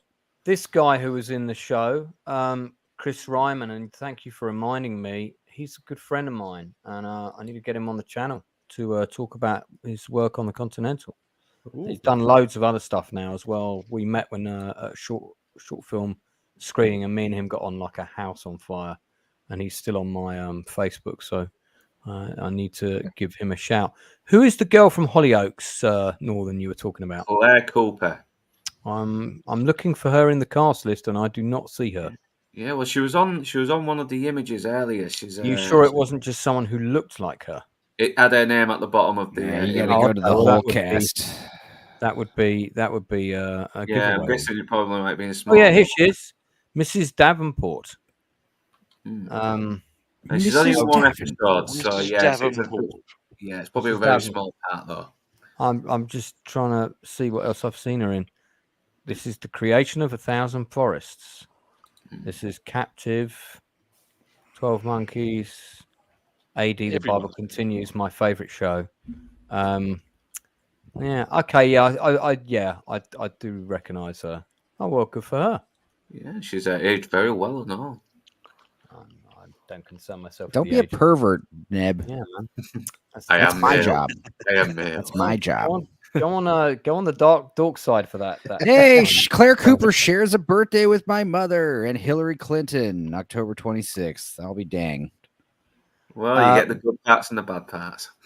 World War Joe, have you got any shows or films you've seen? Oh, yes. Present you would like to recommend? Yes, ironically, a Mel Gibson directed movie, Hacksaw Ridge, 2016. Oh, God. I just made a song about that on my channel. It's about a pacifist named Desmond Doss who enlisted in the military in World War II. Due to his beliefs, he doesn't want to pick up a weapon at all. They try to jail him. His soldiers beat him up for it. Eventually, he's granted his request. And then he goes off to war, doesn't fire a bullet, saves 75 guys. And at one scene, he's just rappelling them off of a cliff as all these Japanese soldiers are hunting down wounded Americans. And I, from the comment section, as I was posting about yesterday, people were telling me all these things that were taken out of the movie because it was too unrealistic, as Mel Gibson said. Even though it was true. There was a Japanese soldier. People were telling me that he had Desmond in his sights many times and kept trying to shoot him, but his gun kept jamming. And Mel Gibson said, there's no way the people are going to believe this. But the dude that testified that they captured. So hell of a movie. Wow. Did not expect it was going to be like that at all. Never saw a trailer of it. So as I was watching it, the first half was just kind of like getting him able to go to war. And then afterwards, it's just a bloody hour and a half of war. It's like this amazing movie. Andrew Garfield's best movie by far, I think. And I think he was, wasn't he? It's very inspirational as well when you watch it. It just keeps going and he's saying, Lord, let me save one more. And it never stops there. It just keeps going and going. You just can't help but get choked up watching it. And then talking about in the theaters. Talking of major Hollywood stars, Michael Cera's in the chat. Hacksaw Ridge is so good. Why wasn't I cast in it? I don't know. Can I throw my spanner in the works, please? Yes. How big is your spanner? Huge. I actually thought it was overrated. Please justify your comment. I just didn't like the style. I didn't like the style of filmmaking. I wasn't overly enamored with the acting, if I'm completely honest. I thought the directing was pretty pretty standard. It wasn't made during the 80s, right? Yeah. Well, here's the thing. I saw it in the theaters, and I remember thinking the first half of the movie had this like Hallmark Lifetime movie vibe. It was very hokey. Yeah, the bits where his mean is but then I realized like the reason why it's so hokey and so like family friendly the first half is because the second half is like over the top violent. Yeah. This guy pretty sure. Mel Gibson was already persona non grata at the time he made this movie, so he probably had to work with limited budget, and a lot of stuff seems a little computery. And as Joe was saying, I mean, the account, the true account is far better, far more unbelievable. And this isn't a still from the film. This is Inside Man reacting to the movie in the cinema. It's a film that I've seen once, and I've really no desire to watch it again. It does its job, but it just doesn't do the job for me. It's just does nothing for me. I think, ironically, that I think they should have ended the movie when they're waiting for Doss to finish praying for them. Like when the commander's on the phone, he's like, "Why aren't you guys going up there?" It's like, "Oh, we're waiting for Doss to finish praying for us." I think that's when they should have ended it. But then they're like, "Oh, let's put in 10, 15 more minutes of another bloody battle of grenades being thrown and Doss smacking grenades with his hand. Right, so I have seen it. I've only seen it once. I saw it at the very first screening of it in the UK, and Andrew Garfield was there. So I stayed for the Q&A with Garfield, and that was the first time I'd ever met Garfield, and I actually found him very endearing. Thought he was the way he spoke about the role and his approach to the role, and he said every day when they were filming it, he said it was so, once they got into the combat stuff, it felt so immersive that he was thinking, God, you know, my life is meaningless compared to this. So that was kind of his, it made him really, he said doing this film really made him appreciate the life he has more than any other experience in his life, which is cool. I didn't find that there was, I mean, it was super gory, but sort of off the back of the various other war films that we'd had around that time. This came out 2016, so there was a sort of trickle of them around then. I think this was the first one to go kind of full Saving Private Ryan again in quite a while. Yeah, I thought it was okay, but yeah, for some reason I remember when I came out of watching it, I thought, not sure I want to see that again. I'm not sure I want to own it. And that's unusual for me with a World War II movie, because I've got about 500 of them in my collection, and I although I was cutting down my purchases by then, I did think, yeah, I'm not sure if I really want to own this movie. And when I thought about it later, I thought it was good, but I didn't think I would get anything out of watching it a second time.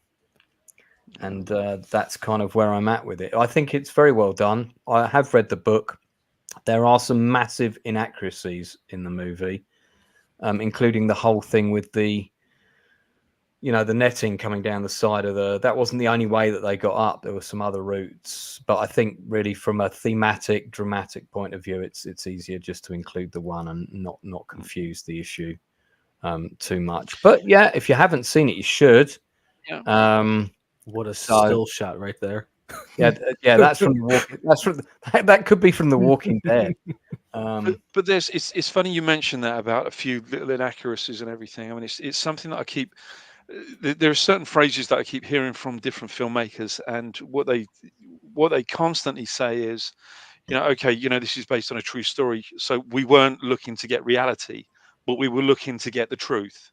So it's kind of extrapolating whatever they can out of a true story, and trying to cram that into a certain duration.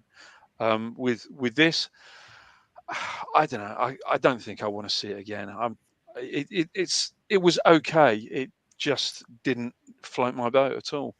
Really, but I think there's enough that's good about it to warrant it. So I'm glad you brought it up, because it's not a film we've discussed before. It's not a film I've thought about in a while, and I would say if you haven't seen it, you probably, and you're interested in history, World War II, the Pacific Theatre, any of those topics, or you're just a fan of Andrew Garfield, or indeed Vince Vaughn, I would probably recommend it. Whether you'll like it or not, you'll have to see.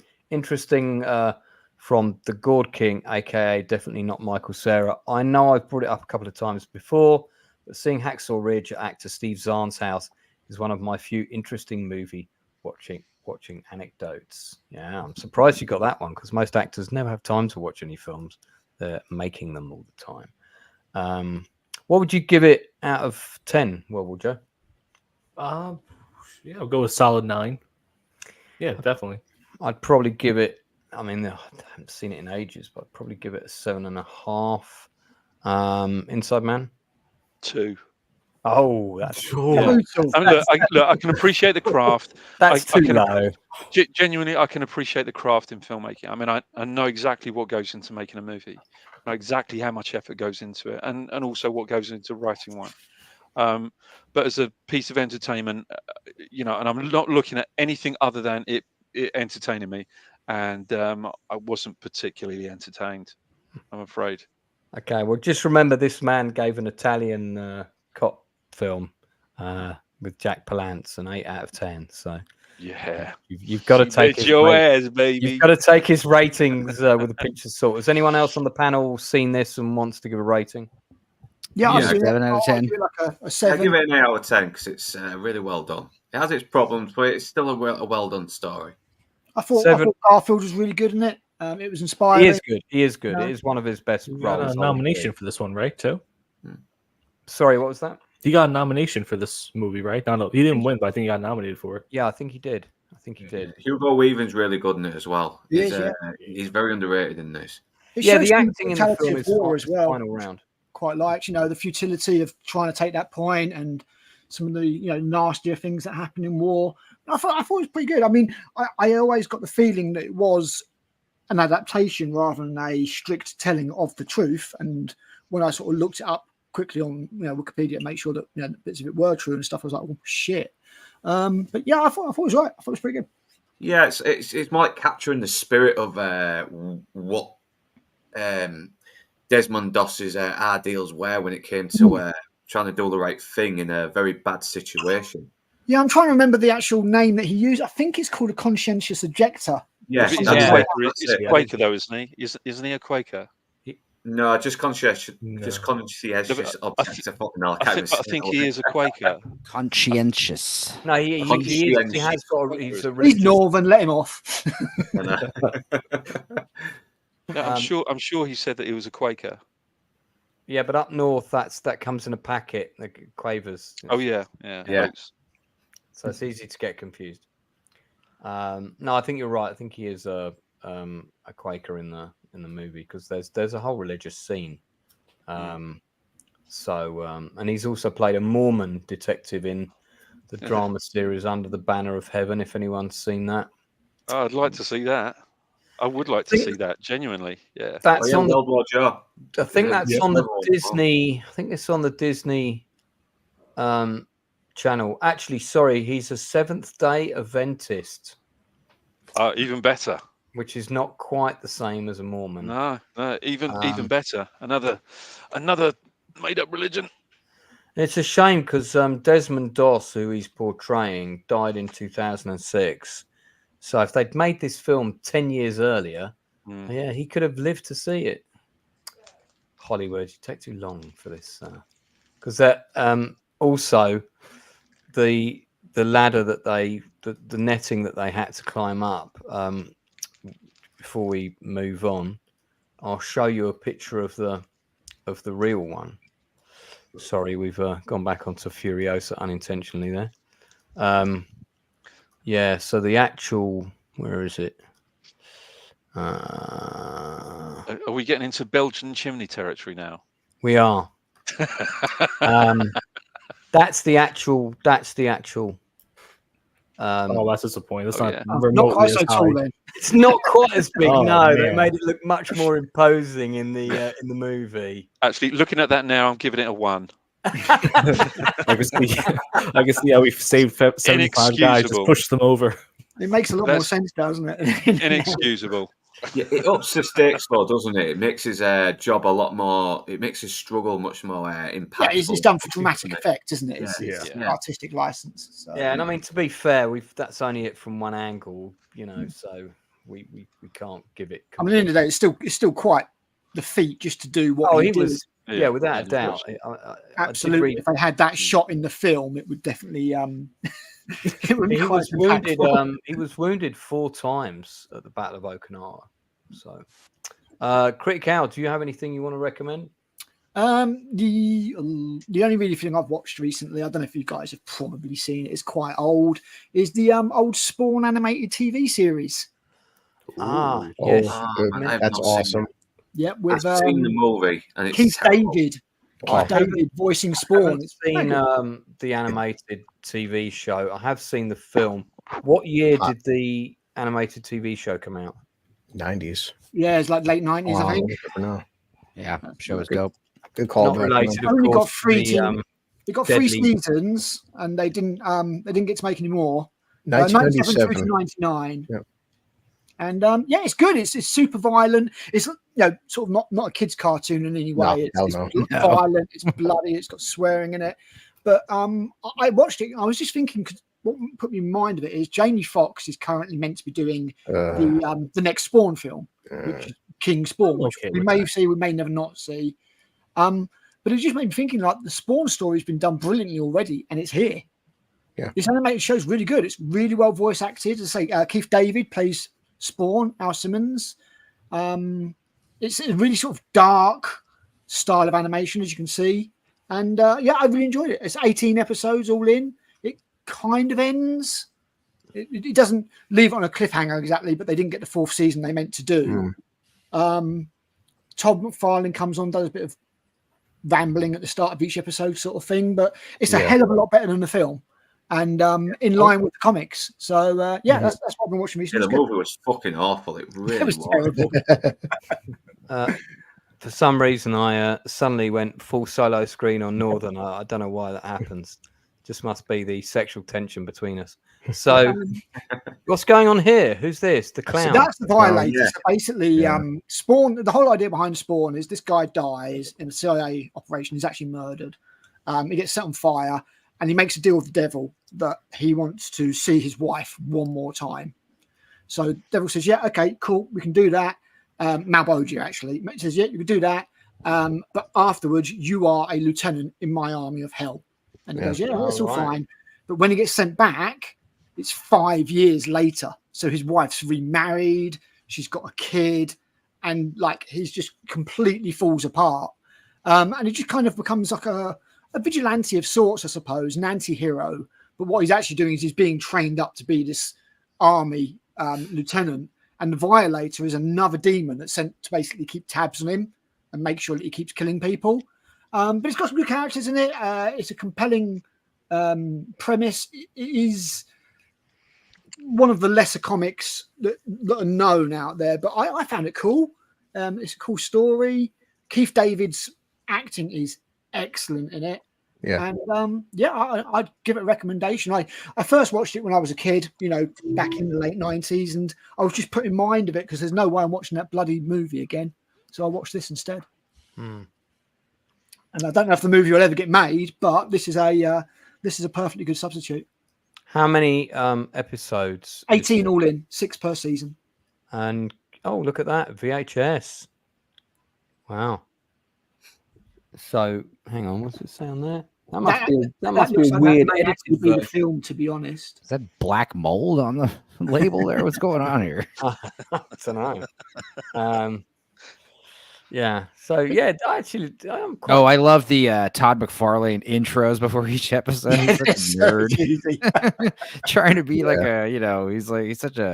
trying to be like holding up a mask or a skull or something. It was cool. Some like black John Cusack suit. Yeah. But it was his story. He wrote the script for it, so it's his comic book. I respect it's his creation. I know that. It kind of comes off as a bit cringe when he's like, "Ooh, let me explain." The team. Is it a bit like the guy at the beginning of the Twilight Zone going, take you back to a world of silence. He's just a dude in a costume fighting bad guys at the end of the day. It's not, there's no great philosophical thing behind it. But no, it's well made. It's worth a watch. 18 episodes. As I say, you won't get a completed narrative, but nor does it end on a cliffhanger. So it does wrap up a few of the things that it needs to wrap up quite nicely. Okay, there he is again. Yeah, he's in every episode at the start for like a couple of minutes before the actual episode starts. We're gonna end on Romulus, which I know Inside Man wants to duck out of because he has. Yeah. Oh my god! I thought we already talked about it. I forgot we still had to do that. Oh no! I've been looking forward to this bit. I'm afraid not, young Padawan. We covered the Acolyte at the beginning. The Romulus we have not done. Before you do, share my screen real quick, just for a few seconds. I won't show this whole thing. Just give you an idea here. Yeah, it's pretty cringeworthy. What would you do if at the moment of death, a voice from the darkness offered you the chance to live again? Have your answer? There's no time to think about it. Your heartbeat away from flatlining. Quick, what's the answer? It's like one of those before every episode. It's like Christian Bale from that movie, The Sopranos, American Psycho. Yeah, it's good once the animation starts going. I love Todd McFarlane. Don't get me wrong here. He's a G. So a couple of things before we let Inside Man go, because it's almost his bedtime. One of them is I just wanted to show you guys the Silverado set. Is rommed out. He's leaving too. Here's the Silverado set, still there. Wow.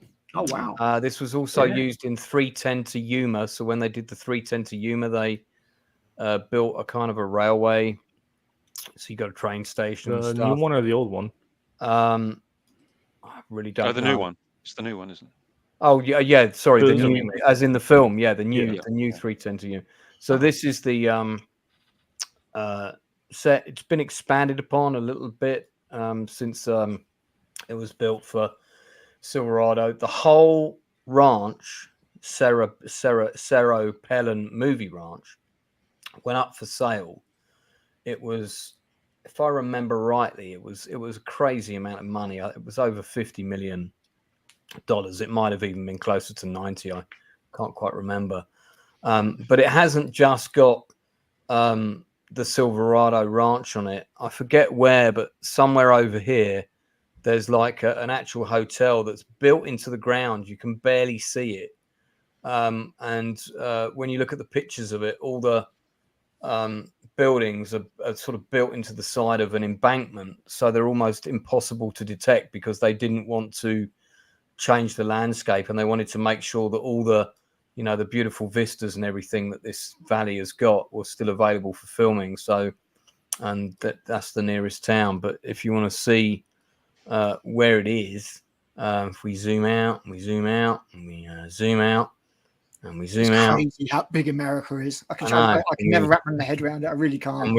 And we keep zooming out. And there you go. There's Santa Fe. So Santa Fe is like the nearest proper city. Jesus. And we keep zooming out. We keep zooming out. It's it really is in the middle of West Bumfuck. So between Albuquerque and Santa Fe, basically in New Mexico. But there's about another 5 cowboy ranches that still exist, including the one that was used for Tombstone, which is a different set. I'm presuming you can find it. You can go visit it, or is there security? I mean, I can't see it. You can't go and visit it. And believe me, at one point, me and somebody else hatched a plan to look into that. You can't just go and nip over there. Okay. I mean, you might be able to arrange it. They've got a website up and everything. And okay, right. So there is some kind of fencing or security or something there to stop people from just getting there, I suppose. Well, if you go onto Google Earth on this road, which kind of runs parallel to it, in fact, we worked out that there was one place where you could stop and you wouldn't be that far from it to if you pulled up your car and you wanted to go and walk. I fucking lost it. Okay. So it's in the arse end of nowhere rather than any kind of. Yeah, and the road that it was against, which was this one, you can't see it here, but this is actually a massive hill.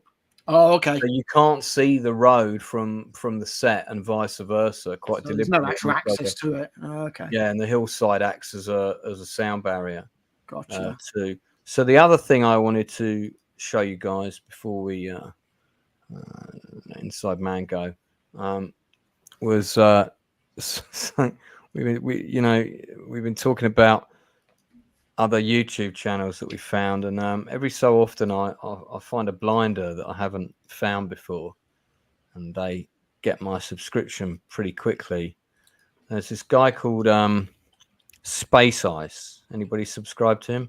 God, yeah, I've been watching his videos. He is funny as hell, man. He's Steven Seagal. Jesus Christ. He basically does. He sounds like the guy who does It's a Gundam. He sounds like the guy who does Cops Wildest Chases, like, this guy did this, and it's so crazy. Yeah. He really is. Well, he breaks down every Steven Seagal movie, all these terrible ones he makes in Eastern Europe, and just goes through them. The videos are about 15 minutes. I'll play a short section so you get the idea. He is killed. This seems important. but somehow it never comes up again and has nothing to do with the rest of the movie. Even though they're in an active gunfight, none of them seem to realize it. She marches across the battlefield to give Seagal a piece of her mind. Never learn, will you? I swear to God, women will pick a fight anywhere. It's another CIA you, isn't it? While she's doing that, her cameraman is getting fucking annihilated. Asshole! This is Seagal's best friend, who just stands out in the open. I should have dragged you into this, John. Bitching instead of fighting. Then, when they try to evac, they spend a ridiculous amount of time arguing outside the helicopter. You don't mind me throwing a grenade up in the helicopter? Instead of just getting the fuck out of there. Forget about it. Because of that stupid shit, they're on a tight schedule and don't have time to wait for Seagal to waddle run this short distance. So they say f it and take his body double instead. It turns out sending 10 guys to take on an entire army is really fucking stupid. To be fair, that army was French. So stand the fuck down. But still. Everyone stand down. So Seagal visits his dead friend's family to tell them how stupidly he died. After spending some time hitting on his best friend's widow, he then sees an SUV out the window, and since he's a fucking psycho, he makes his body double, jump some walls, while he teleports behind them and just executes them. We never get a clear answer on what the fuck that was, and Seagal then gets kidnapped by his own crew. So, you know, so it goes on. I mean, this guy is just good. genius, man. Yeah, Come again? Space Ice. And like Space Ice. when I, you know how it is, you're kind of working or you need a break or something. This came up on my stream. God, is this the first time you caught his channel then? Is that he's been on for quite a while? It's brilliant. Yeah, I thought I caught it about 2 weeks ago. But you know how it is. Like, Retro Nerd Girl just opened a new account under a completely different name, different email, because she wanted to see what that new YouTube account would get recommended in terms of content, right? And all the stuff that she got sent, she basically told me was on camera, girls fighting girls, girls pull wigs off of girls, guys fighting guys fighting girls, you know, girl beats the shit out of guy. It's all that TikTok violent camera phone. That's pretty cool. Yeah, basically the Inside Man's greatest hits. None of it's recorded from the 80s, just to be clear. But yeah, so she said she didn't get sent any content that she would like. So that's how, you know, that's what YouTube's sending people. Weird. Yeah. So yeah, that's why the algorithm's so hard to beat. I caught one of his. So I said that's why the algorithm's so hard to beat. Yeah. Yeah. Anyway, chaps. Yeah, I'm getting out of here. All right, so Enzo and Blue, I'll see you this time next week, and Luke and Al, I'll see you on Friday. Yep. World War Joe, pleasure meeting you, mate. And likewise. hopefully we'll stream again together again sometime soon. Oh, hopefully. And Lance, thanks again, mate, for having me on the channel. I really appreciate it. No worries, man. Yeah, I really enjoyed it. Thanks so much, and enjoy talking about Alien Romulus. We will. And Inside Man, don't forget. Oh, he's gone. Never mind. Too late. So we'll wrap up with, because we're nearly done. We'll wrap up with Alien Romulus. Okay, so I'm gonna give my 2 pence worth first, and then we'll go around the table. We won't do out of 10 yet. We'll do out of 10 at the end. My thoughts on this film are this. I saw like 5 seconds of the trailer, and I decided not to watch any other trailers. I didn't even look at the IMDb to see who was in it. I didn't want to know anything about the movie because I heard that the trailer gave away too much. So I just thought, let me just see it when it comes out.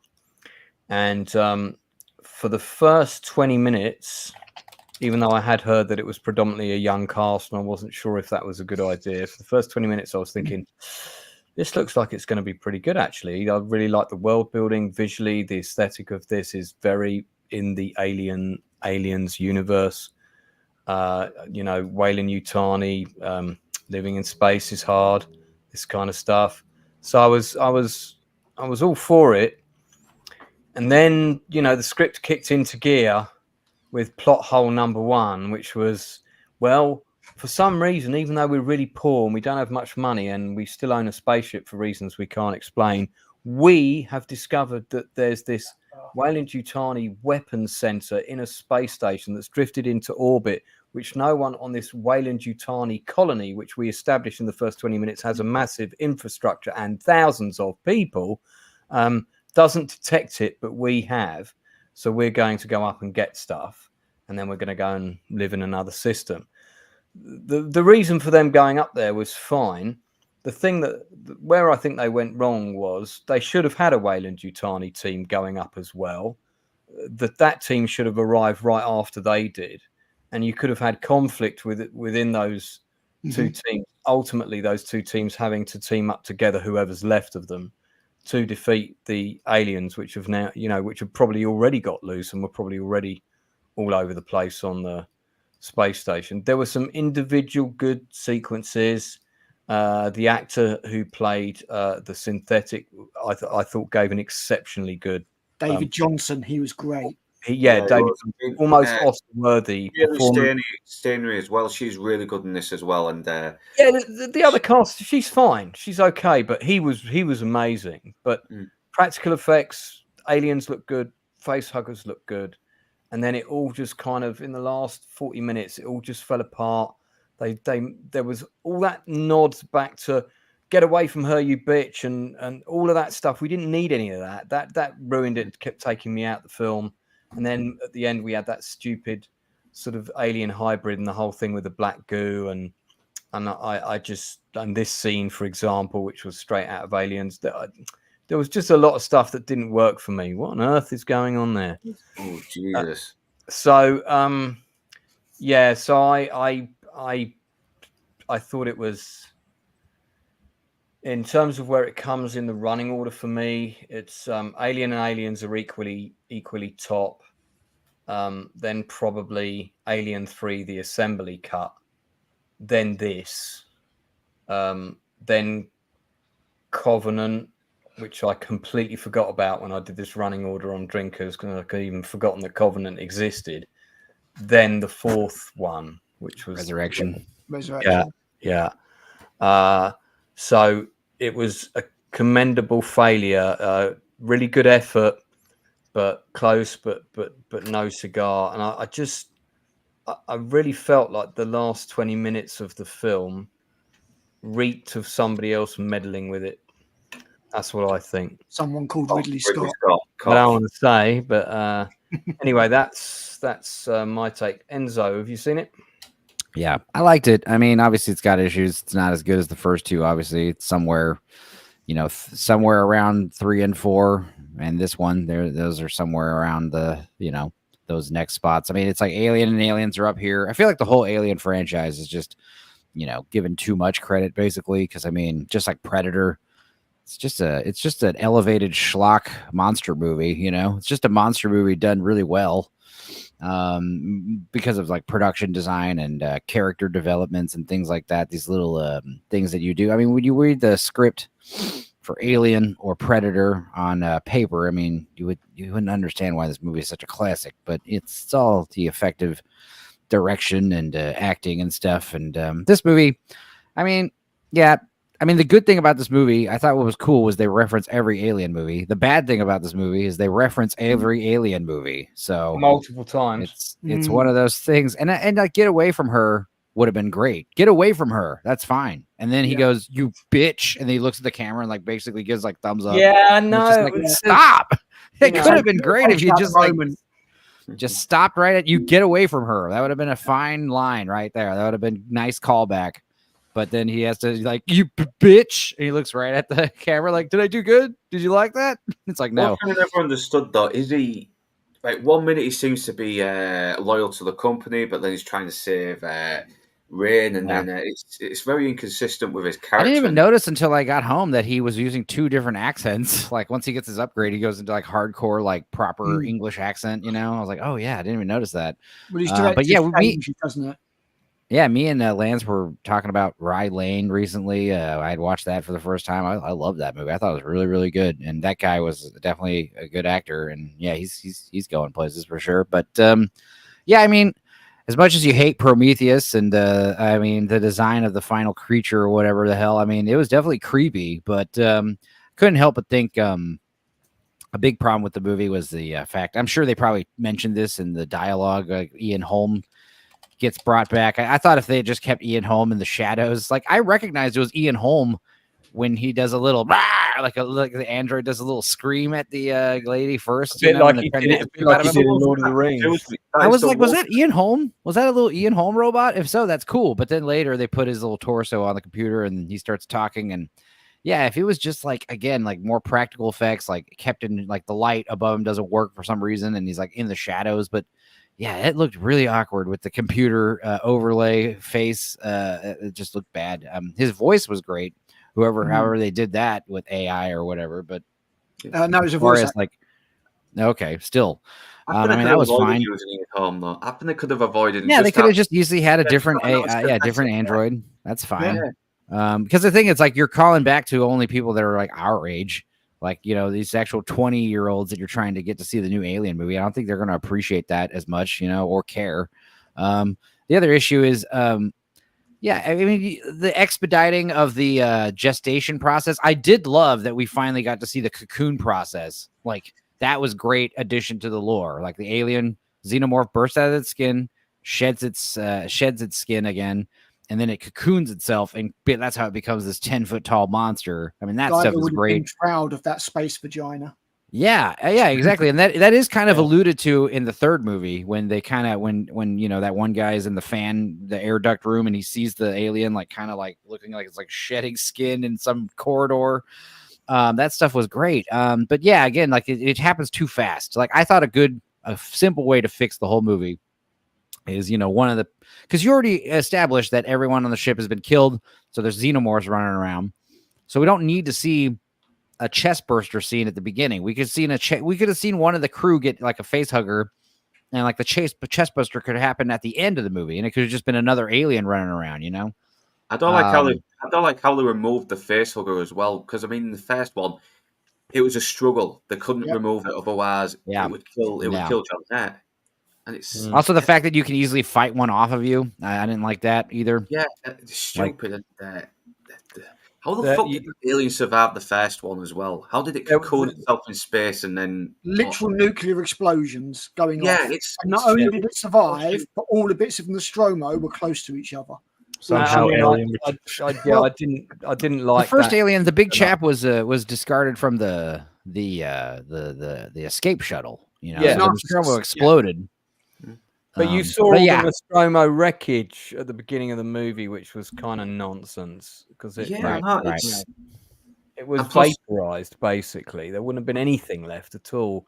It's fine. I did like the beginning scene though, with like the nonverbal storytelling and the big, you know, the idea that they open up this big ice egg or whatever the hell it was, and you see the shape of the alien like cocooned inside, like whatever they took out of it. But I also liked how somehow they were able to synthesize face huggers and grow them. But I mean, the idea of seeing face huggers without the actual eggs was interesting because I had a feeling there wasn't going to be a queen, you know, because I mean that's weird. But it's like I'm glad they didn't have a queen in it. I think the biggest problem for me overall though was I really just didn't care about any of the characters. The robot was interesting, but the kids were different degrees of annoying. And I just didn't care about any of them. I didn't care what happened. Why did they have kids? Shut me in the water. Shut me in the water. Shut me in the water. Yeah, it was a lot of, you know, there was let's do some. Should have given you guys subtitles, right? I mean, the first half of the movie is pretty awesome, like all that world building, and I mean, yeah, there's obviously a lot of issues, like why doesn't anyone else notice this derelict ship in orbit or try to invade it? Who's this on the picture here? It's a little joke. It's Daisy Ridley as Sigourney Weaver. Come on, it's a joke. Oh, it's kind of the Romulus. Right. For the prequel movie. I mean, I like I said, I would give the movie like a 6 out of 10, maybe 5 out of 10. But what's funny is like people are saying, "Oh my god, the movie's trash. The movie's garbage. I hated it." 6 out of 10. It's like, okay, come on. Like, there's like a disconnect here. I didn't hate it. Right. I said that on Yeah, there are still some very suspenseful moments, and the xenomorphs are actually still are actually creepy again. They're actually pretty Another thing creepy. I don't like though is this lying. Like we're going all practical effects. It's like, why are you lying? Like, in fact, some of the practical effects look kind of shoddy, honestly. Like the face huggers when they're like little robots and they move like kind of limited. Like computer animated face huggers look fucking awesome. So it's one of those things where it's like, yeah, we're using practical effects too, but this idea that we're gonna lie and say, oh, it's all practical effects and that's better.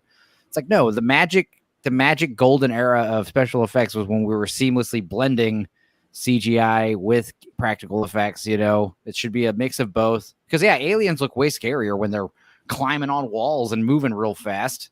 And when you have, especially when they're a bit more in the shade as well, where you barely see them, but you just make them out just enough. Yeah. Right. Yeah, I mean, there's some things like movements that puppets and mechanicals, devices can't really pull off as well as computer stuff. And yeah, as long as you have like dark light and a lot of smoke and creepy imagery, like computer animated stuff can look spooky as hell. Stupenzo, your sound timer is up, so I'm going to have to turn over to Blue. Give us your thoughts. Yeah, just watching the Drinkers review on it, everything, all the criticisms he said. I thought he was 100% bang on. Yeah, I exactly. agree with everything he said on that. There's not much more to say. We said it before on your stream. Aesthetically, visually, it's awesome. Loved every second of it, but the story falls flat. After 3 nuclear bombs goes off, they're still showing the Nostromo. Why they brought back a digital Ian Holm made no fucking sense.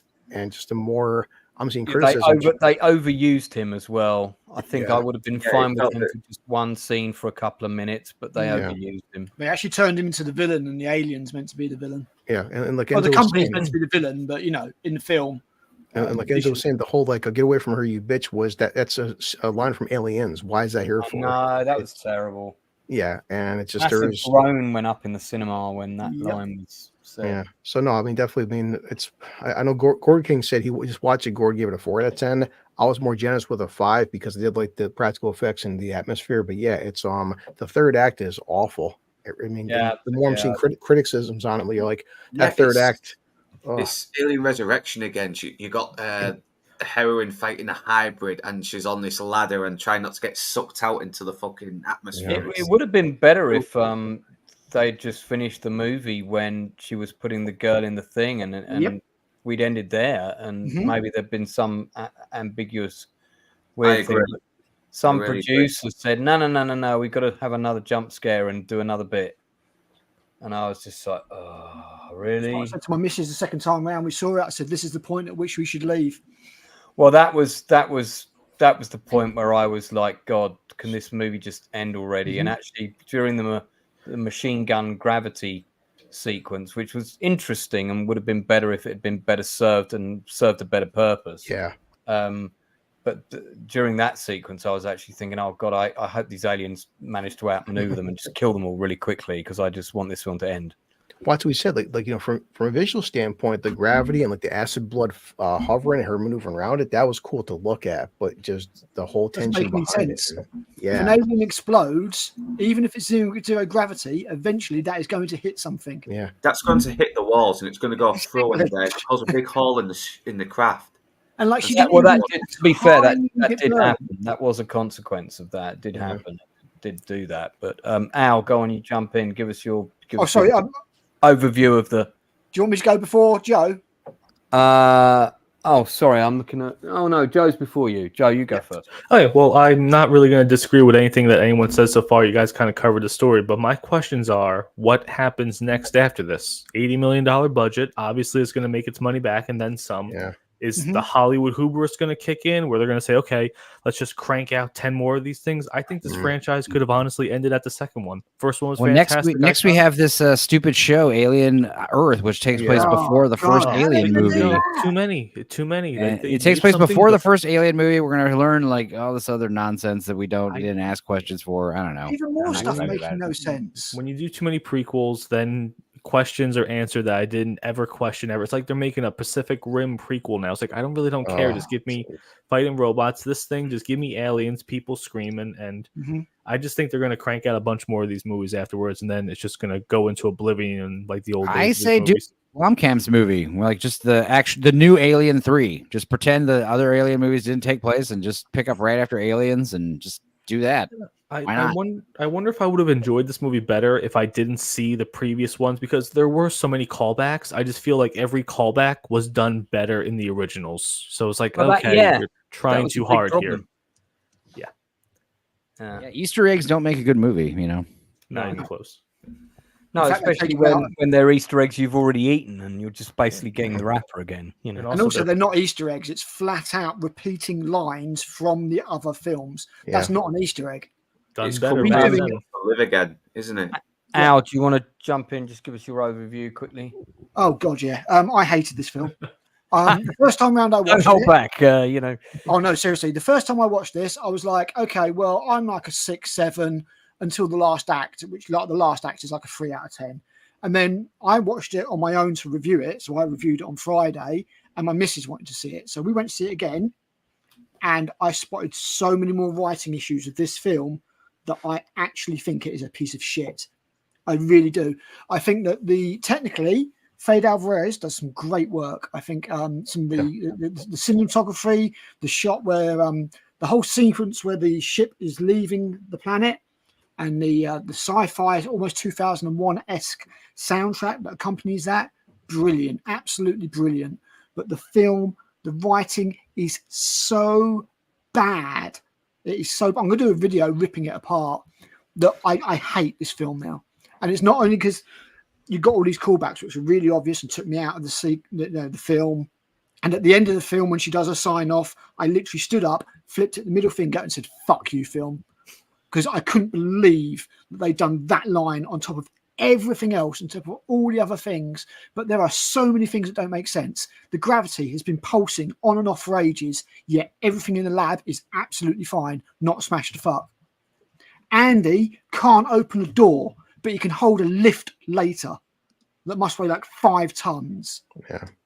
The film is I hate to say it, the film is a piece of shit, and I feel really sorry for Fede Alvarez because all the problems in the film have come from either bad writing or Ridley Scott sticking his nose in going, "Oh, I want my Prometheus Covenant follow-up.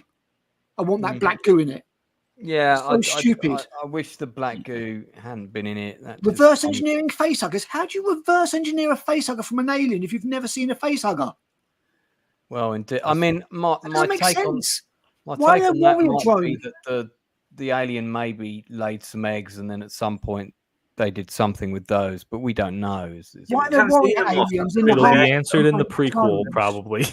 Yeah, I mean, there'll be another sequel to explain all that for you. Why hasn't Weyland Yutani gone to find this space station that is the most important thing in the galaxy to Weyland Yutani, such that they sacrificed an entire squad of Marines to go and get it? It's when I first did my first review, I said, look, this is not quite the franchise destroying lore bollocks of the Predator, where the Predators just happened to want to upgrade themselves and they thought an autistic boy was the way to do it.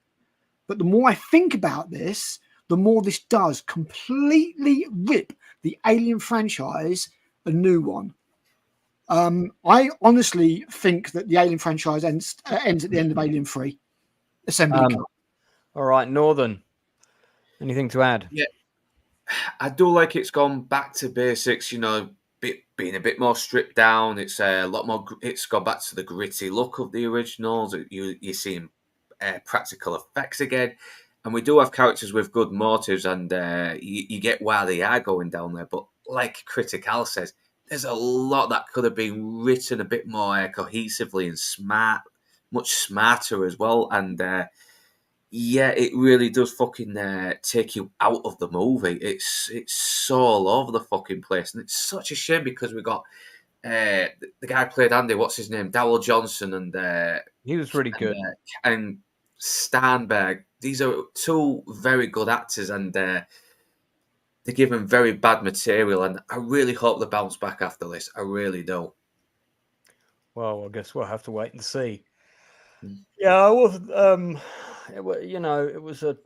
I thought what we were going to get was an okay Alien movie. I didn't think it would take the piss quite as much as this did in certain circumstances. It's not as painful as Prometheus, but I'm still trying to guess how the fuck did kind of xenomorph lay eggs? I never saw that in the law. I never did. No, if you watch the director's cut of Alien, they come across a couple of eggs in the Nostromo. Yeah, so I never saw that canon though. But I mean, you can argue that's isn't that the point of the queen to lay the eggs? Well, exactly. I mean, I was I think the queen can lay lots of eggs, and one of the warriors can only lay a couple. But who the fuck knows, man? At the end of the day, and Ridley Scott's pissed about with this law so much now. It's hard to keep track of what is actually consistent to what exists. It makes no sense why there's like 500 facehuggers on the station. You reverse engineer one, apparently somehow, and get the black goo from it. Why do you need another 100 facehuggers? Why? None of it makes any sense. Nothing makes sense in this film. Seriously, the second time I watched it, the first time I watched it, I was like, "Oh, cool! Oh, wow, nice directing, nice suspenseful scene." The callbacks pissed me off, but I was taken by the film. The second time I watched it, the amount of writing problems that jumped out at me, I could not believe it. I spotted them straight away. Well, there's something that could have been rewritten. Like maybe they did find some little piece of the Nostromos, and it had a little bit of the alien slime on it, and they synthesized it and created their own alien. Something. It's a bit of a fucking stretch, but it does seem like better than Alien survives getting blasted into space and cocoons itself without dying in the vacuum of it. And it's just so weird that this is set in between Alien and Aliens, and it makes Aliens nearly completely pointless. It does. I don't understand it. I really don't. Yeah, just stick to the first two. That's it. Just stick to the first two. I've got a soft spot for the assembly cut, the third one. I like the British grimmed out, grimness of it. It's all right. I just hate they go for all that effort, and then Newton fucking Bishop and Michael Bihn's character fucking dies. I kind of get that, because what it does is it removes Ripley's role as the maternal character. So she now has no child to look after, which then comes back on the fact that she's growing a child, the alien, within her. And when it hatches, she even caresses it like a child. And obviously you can't have Hicks, a Marine, in this. Yeah, that's it, in this prison. So I do understand the reason for taking that out, even if it was just budgetary. And I do think it works. I genuinely have a soft spot for Alien 3. I think the worst thing about it is the effects. Did you read the William Gibson script, which is also online, and there's a whole visual animation? I did, and that's very weird. I quite on like the space station. It's very odd. But yeah, it's different. I think that would have been better than the one we got personally. But I think it all would. Maybe somebody will do it in AI for us. Well, but that trust me, that's probably not long in coming. All right, gentlemen, before we sign off, ratings out of 10 for Romulus. So we've got a potential score of 60 between us. It's a 5 from me, Stupenzo. 6. Okay, Lou. Yeah, 5. World War Joe. I'm gonna go with 5. Yeah. Okay. Al. -50. No, I'm joking. I'll give it a 4 because there are some nice scenes. Some of the music really works, and I think the visual design on the film was excellent. Okay. Well, last but by no means least, Northern. Yeah, I'll give it a 5. It's it's still got some decent moments, but fucking hell, it's a waste of potential. Yeah. It is a shame. It felt like it was going to be. I never thought it was going to be the movie that, you know, rejuvenated or saved the franchise, but I did think it was going to be better than it was, and that's a bit of a shame because it was the one film I was really looking forward to. Yeah, I was it's sandwiched in between the Borderlands and the Crow remake, and I was like, please be good. Yeah. I hope there's a Fred Alvarez cut out there. Maybe that's what I hope, and I hope it's unrated as well, because I think being a 15 didn't help the film either. Well, guys, we're going to wrap it up there now. Just to say, coming up on 8 o'clock on Friday, live, subject to commitments and all that kind of thing. But I should have my next industry interview, which is with cinematographer Roy Wagner. Look him up on IMDb. He's got 96 credits as a DOP. One of the first major films he shot, not the first, but one of the first big ones, was Nightmare on Elm Street 3 Dream Warriors. So he did the cinematography for that. He also did several episodes of Quantum Leap. He did Nick of Time, which is one of my favorite Johnny Depp movies. So there's a whole load of stuff. He's been in the industry for a really, really long time. I think he's going to be a fantastic guest. I really hope he wears that hat. So he's coming on the channel at 8 o'clock on Friday. I've got a couple more guests that I might be having in August before the month comes to a close and we start spiraling into the autumn and realize that summer's already gone. No! But then, of course, on the 25th of September, I have Gail Ann Hurd coming on, who, as we know, produced one of the better Alien films, being Aliens. So Gail Ann Hurd is coming on the channel 25th of September. I think the time is 6:30 p.m., if I remember rightly, UK. We're working to a very specific schedule. I will only have her for an hour, so it's not going to be a super mega David McGiffert 3-hour stream, much as we like those. So that's definitely one of the most fun interviews I ever did. But Gail's coming on September 25th. So that's going to be a great one. So yeah, and that reminds me, after we've gone off air, I just need to chat to my panel about that before I let them go. So that's it from us. Does anybody want to plug anything real quick before we go off air? Doing a wee watch of The Crow tomorrow with Ziggs, aka Hostman Socrates. That'll be fun. Ripping that movie a new one. Excellent. Critical, anything? The next video I've got coming up is me recasting Borderlands. Fantastic. I look forward to that one. Well, Joe? I have a Shang-Chi 2 update on it. Seems like Marvel has given up on it entirely, and yeah, they really dropped the ball with that, with getting rid of Kang, because he was a major part of it. Oh dear. Bastard. Yeah, this Friday I will be discussing with Critical and Fandad and Inside Man and Gooch, if he's still up for it, the classic Brian De Palma crime drama. Which one? Oh man, I might have to come on that. It's going to be good. Yeah, I'll send you the link anyway. And I have just typed up my review, and I'm going to try and see if I can get that out by the end of this week. That's one of the things you should do in preparation for that is, if you haven't seen it, is you should watch the Brian De Palma documentary, which came out 2 years ago. Oh, well, check that out. Yeah, I'll check that out. Like, what is it on Scarface specifically, or just Brian? No, it's his whole career. So there's a section on Scarface that's quite detailed. I highly he's a lot more satirical than people make him out to be. I mean, Scarface is like satirizing the excess of the 80s, especially with yeah. It's just called De Palma.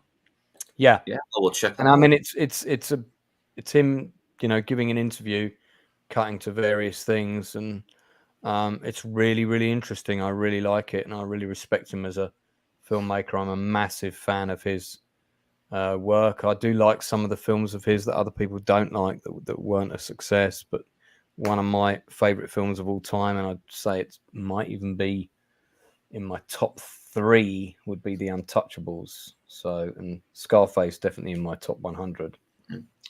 So yeah, it's really, really good. Fantastic stuff. Okay, Blue, I think you're already good. Oh yeah, I'm playing Black Myth Wukong. Just happy to say that 24 hours, this game is breaking records, and I'm happy.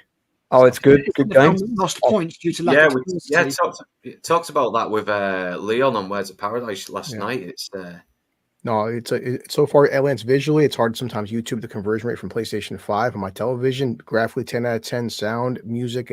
I love every second of this game. What is it? Is it a first-person shooter or? No, it's a third person. You play like a descendant of the Monkey King who is trapped. But like Al said and everybody, I told you last night, the whole big controversy was it's in 16th century China and people are pissed off it lacks diversity. Well, it's breaking records, so apparently people don't care. But it's based on the Chinese mythology. What are they on about? Exactly. I know.